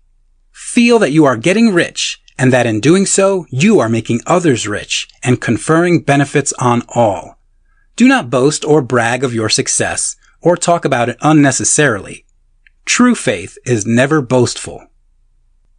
Wherever you find a boastful person, you find one who is secretly doubtful and afraid. Simply feel the faith, and let it work out in every transaction. Let every act and tone and look express the quiet assurance that you are getting rich, that you are already rich. Words will not be necessary to communicate this feeling to others. They will feel the sense of increase when in your presence, and will be attracted to you again. You must so impress others that they will feel that in associating with you, they will get increase for themselves. See that you give them a use value greater than the cash value you are taking from them. Take an honest pride in doing this, and let everybody know it, and you will have no lack of customers. People will go where they are given increase, and the Supreme, which desires increase in all, and which knows all, will move toward you, men and women who have never heard of you. Your business will increase rapidly, and you will be surprised at the unexpected benefits which will come to you. You will be able from day to day to make larger combinations, secure greater advantages, and to go on into a more congenial vocation if you desire to do so. But in doing all this, you must never lose sight of your vision of what you want, or your faith and purpose to get what you want. Let me here give you another word of caution in regard to motives. Beware of the insidious temptation to seek for power over other men. Nothing is so pleasant to the unformed or partially developed mind as the exercise of power or dominion over others. The desire to rule for selfish gratification has been the curse of the world. For countless ages, kings and lords have drenched the earth with blood in their battles to extend their dominions. This not to seek more life for all, but to get more power for themselves.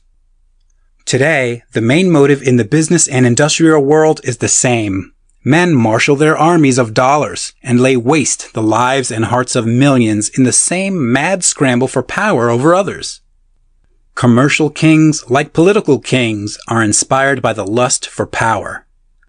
Jesus saw in this desire for mastery the moving impulse of that evil world he sought to overthrow.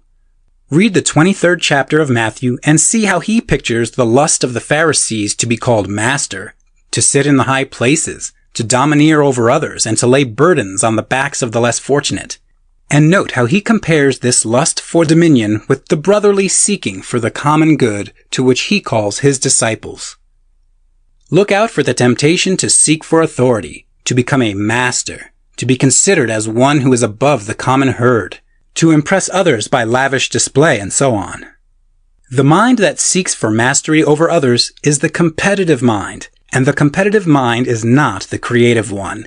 In order to master your environment and your destiny, it is not at all necessary that you should rule over your fellow men. And indeed, when you fall into the world's struggle for the high places, you begin to be conquered by fate and environment, and your getting rich becomes a matter of chance and speculation. Beware of the competitive mind.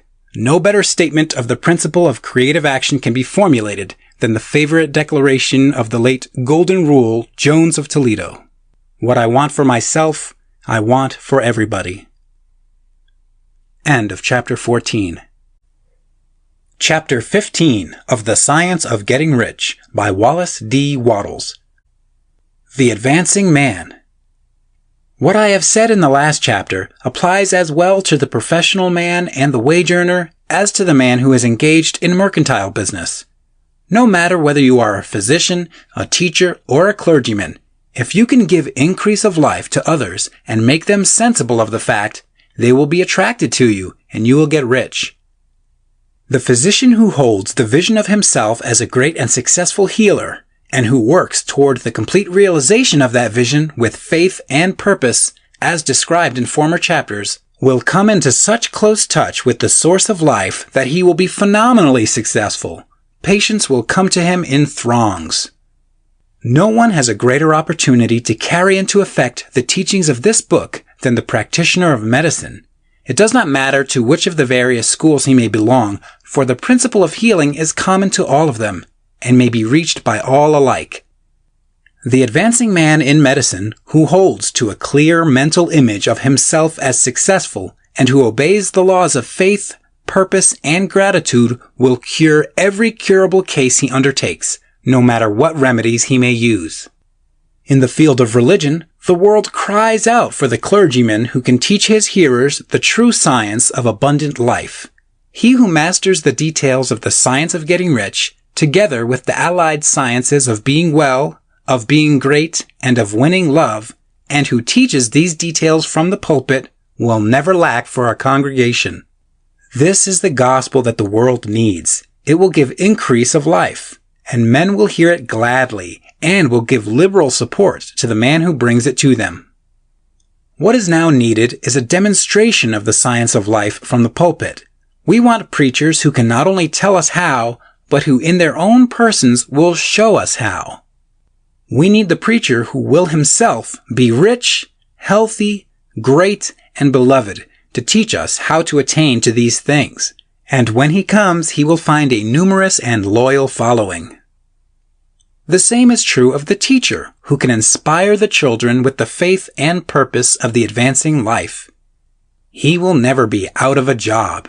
And any teacher who has this faith and purpose can give it to his pupils. He cannot help giving it to them if it is part of his own life and practice. What is true of the teacher, preacher, and physician is true of the lawyer, dentist, real estate man, insurance agent, of everybody. The combined mental and personal action I have described is infallible. It cannot fail. Every man and woman who follows these instructions steadily, perseveringly, and to the letter will get rich. The law of the increase of life is as mathematically certain in its operation as the law of gravitation. Getting rich is an exact science. The wage earner will find this as true of his case as of any of the others mentioned. Do not feel that you have no chance to get rich because you are working where there is no visible opportunity for advancement, where wages are small and the cost of living high. Form your clear mental vision of what you want and begin to act with faith and purpose. Do all the work you can do every day, and do each piece of work in a perfectly successful manner. Put the power of success and the purpose to get rich into everything that you do. But do not do this merely with the idea of currying favor with your employer, in the hope that he or those above you will see your good work and advance you. It is not likely that they will do so. The man who is merely a good workman, filling his place to the very best of his ability and satisfied with that, is valuable to his employer, and it is not to the employer's interest to promote him. He is worth more where he is. To secure advancement, something more is necessary than to be too large for your place.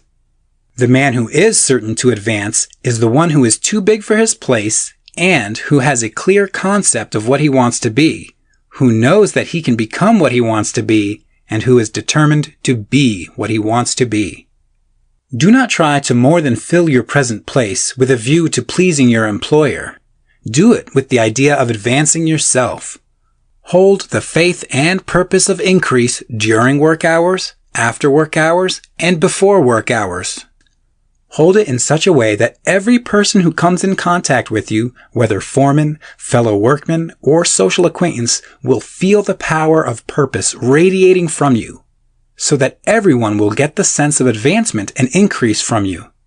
Men will be attracted to you, and if there is no possibility for advancement in your present job, you will very soon see an opportunity to take another job. There is a power which never fails to present opportunity to the advancing man who is moving in obedience to law. God cannot help helping you if you act in a certain way. He must do so in order to help himself. There is nothing in your circumstances or in the industrial situation that can keep you down. If you cannot get rich working for the Steel Trust, you can get rich on a 10-acre farm. And if you begin to move in the certain way, you will certainly escape from the clutches of the Steel Trust and get onto the farm or wherever else you wish to be. If a few thousands of its employees would enter upon the certain way, the Steel Trust would soon be in a bad plight. It would have to give its working men more opportunity, or go out of business. Nobody has to work for a trust. The trusts can keep men in so-called hopeless conditions only so long as there are men who are too ignorant to know the science of getting rich, or too intellectually slothful to practice it. Begin this way of thinking and acting, and your faith and purpose will make you quick to see any opportunity to better your condition. Such opportunities will speedily come, for the Supreme, working in all and working for you, will bring them before you. Do not wait for an opportunity to be all that you want to be. When an opportunity to be more than you are now is presented, and you feel impelled toward it, take it. It will be the first step toward a greater opportunity. There is no such thing possible in this universe as a lack of opportunities for the man who is living the advancing life. It is inherent in the constitution of the cosmos that all things shall be for him and work together for his good. And he must certainly get rich if he acts and thinks in the certain way. So let wage-earning men and women study this book with great care and enter with confidence upon the course of action it prescribes. It will not fail. End of Chapter 15. Chapter 16 of The Science of Getting Rich by Wallace D. Wattles. Some cautions and concluding observations. Many people will scoff at the idea that there is an exact science of getting rich, holding the impression that the supply of wealth is limited. They will insist that social and governmental institutions must be changed before even any considerable number of people can acquire a competence. But this is not true. It is true that existing governments keep the masses in poverty, but this is because the masses do not think and act in the certain way. If the masses begin to move forward as suggested in this book, neither governments nor industrial systems can check them. All systems must be modified to accommodate the forward movement. If the people have the advancing mind, have the faith that they can become rich, and move forward with the fixed purpose to become rich, nothing can possibly keep them in poverty. Individuals may enter upon the certain way at any time and under any government and make themselves rich, And when any considerable number of individuals do so under any government, they will cause the system to be so modified as to open the way for others. The more men who get rich on the competitive plane, the worse for others. The more who get rich on the creative plane, the better for others. The economic salvation of the masses can only be accomplished by getting a large number of people to practice the scientific method set down in this book and become rich. These will show others the way and inspire them with a desire for real life, with the faith that it can be attained, and with the purpose to attain it. For the present, however, it is enough to know that neither the government under which you live, nor the capitalistic or competitive system of industry can keep you from getting rich. When you enter upon the creative plane of thought, you will rise above all these things and become a citizen of another kingdom. But remember that your thought must be held upon the creative plane. You are never for an instant to be betrayed into regarding the supply as limited, or into acting on the moral level of competition. Whenever you do fall into old ways of thought, correct yourself instantly, for when you are in the competitive mind, you have lost the cooperation of the mind of the whole. Do not spend any time in planning as to how you will meet possible emergencies in the future, except as the necessary policies may affect your actions today. You are concerned with doing today's work in a perfectly successful manner, and not with emergencies which may arise tomorrow. You can attend to them as they come. Do not concern yourself with questions as to how you shall surmount obstacles which may loom upon your business horizon, unless you can see plainly that your course must be altered today in order to avoid them. No matter how tremendous an obstruction may appear at a distance, you will find that if you go on in the certain way, it will disappear as you approach it, or that a way over, through, or around it will appear. No possible combination of circumstances can defeat a man or woman who is proceeding to get rich along strictly scientific lines. No man or woman who obeys the law can fail to get rich, any more than one can multiply 2 by 2 and fail to get 4. Give no anxious thought to possible disasters, obstacles, panics, or unfavorable combinations of circumstances. It is time enough to meet such things when they present themselves before you in the immediate present. And you will find that every difficulty carries with it the wherewithal for its overcoming. Guard your speech. Never speak of yourself, your affairs, or of anything else in a discouraged or discouraging way. Never admit the possibility of failure, or speak in a way that infers failure as a possibility. Never speak of the times as being hard, or of business conditions as being doubtful. Times may be hard and business doubtful for those who are on the competitive plane, but they can never be so for you. You can create what you want, and you are above fear. When others are having hard times and poor business, you will find your greatest opportunities. Train yourself to think of and to look upon the world as a something which is becoming, which is growing, and to regard seeming evil as being only that which is undeveloped. Always speak in terms of advancement. To do otherwise is to deny your faith, and to deny your faith is to lose it. Never allow yourself to feel disappointed. You may expect to have a certain thing at a certain time, and not get it at that time, and this will appear to you like failure. But if you hold to your faith, you will find that the failure is only apparent. Go on in the certain way, and if you do not receive that thing, you will receive something so much better that you will see that the seeming failure was really a great success. A student of this science had set his mind on making a certain business combination, which seemed to him at the time to be very desirable, and he worked for some weeks to bring it about. When the crucial time came, the thing failed in a perfectly inexplicable way. It was as if some unseen influence had been working secretly against him. He was not disappointed. On the contrary, he thanked God that his desire had been overruled and went steadily on with a grateful mind. In a few weeks, an opportunity so much better came his way that he would not have made the first deal on any account, and he saw that a mind which knew more than he knew had prevented him from losing the greater good by entangling himself with the lesser. That is the way every seeming failure will work out for you, if you keep your faith, hold to your purpose, have gratitude, and do every day all that can be done that day, doing each separate act in a successful manner. When you make a failure, it is because you have not asked for enough. Keep on, and a larger thing than you were seeking will certainly come to you. Remember this. You will not fail because you lack the necessary talent to do what you wish to do. If you go on as I have directed, you will develop all the talent that is necessary to the doing of your work. It is not within the scope of this book to deal with the science of cultivating talent, but it is as certain and simple as the process of getting rich. However, do not hesitate or waver for fear that when you come to any certain place, you will fail for lack of ability. Keep right on, and when you come to that place, the ability will be furnished to you.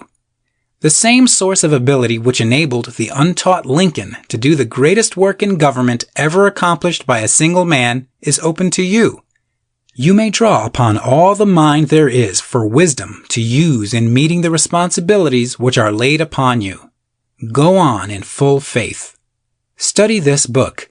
Make it your constant companion until you have mastered all the ideas contained in it. While you are getting firmly established in this faith, you will do well to give up most recreations and pleasures, and to stay away from places where ideas conflicting with these are advanced in lectures or sermons. Do not read pessimistic or conflicting literature, or get into arguments upon the matter. Do very little reading outside of the writers mentioned in the preface. Spend most of your leisure time in contemplating your vision, and in cultivating gratitude, and in reading this book. It contains all you need to know of the science of getting rich, and you will find all the essentials summed up in the following chapter. End of Chapter 16. Chapter 17 of The Science of Getting Rich by Wallace D. Wattles. Summary of the Science of Getting Rich. There is a thinking stuff from which all things are made, and which, in its original state, permeates, penetrates, and fills the interspaces of the universe. A thought in this substance produces the thing that is imaged by the thought. Man can form things in his thought, and by impressing his thought upon formless substance, can cause the thing he thinks about to be created. In order to do this, man must pass from the competitive to the creative mind. Otherwise, he cannot be in harmony with the formless intelligence, which is always creative and never competitive in spirit. Man may come into full harmony with the formless substance by entertaining a lively and sincere gratitude for the blessings it bestows upon him. Gratitude unifies the mind of man with the intelligence of substance, so that man's thoughts are received by the formless. Man can remain upon the creative plane only by uniting himself with the formless intelligence through a deep and continuous feeling of gratitude. Man must form a clear and definite mental image of the things he wishes to have, to do, or to become, and he must hold this mental image in his thoughts while being deeply grateful to the Supreme that all his desires are granted to him. The man who wishes to get rich must spend his leisure hours in contemplating his vision and in earnest thanksgiving that the reality is being given to him. Too much stress cannot be laid on the importance of frequent contemplation of the mental image, coupled with unwavering faith and devout gratitude. This is the process by which the impression is given to the formless and the creative forces set in motion. The creative energy works through the established channels of natural growth and of the industrial and social order. All that is included in his mental image will surely be brought to the man who follows the instructions given above and whose faith does not waver. What he wants will come to him through the ways of established trade and commerce. In order to receive his own when it shall come to him, man must be active, and this activity can only consist in more than filling his present place. He must keep in mind the purpose to get rich through the realization of his mental image, and he must do every day all that can be done that day, taking care to do each act in a successful manner. He must give to every man a use value in excess of the cash value he receives, so that each transaction makes for more life. And he must so hold the advancing thought that the impression of increase will be communicated to all with whom he comes in contact. The men and women who practice the foregoing instructions will certainly get rich, and the riches they receive will be in exact proportion to the definiteness of their vision, the fixity of their purpose, the steadiness of their faith, and the depth of their gratitude. End of Chapter 17. End of The Science of Getting Rich by Wallace D. Wattles.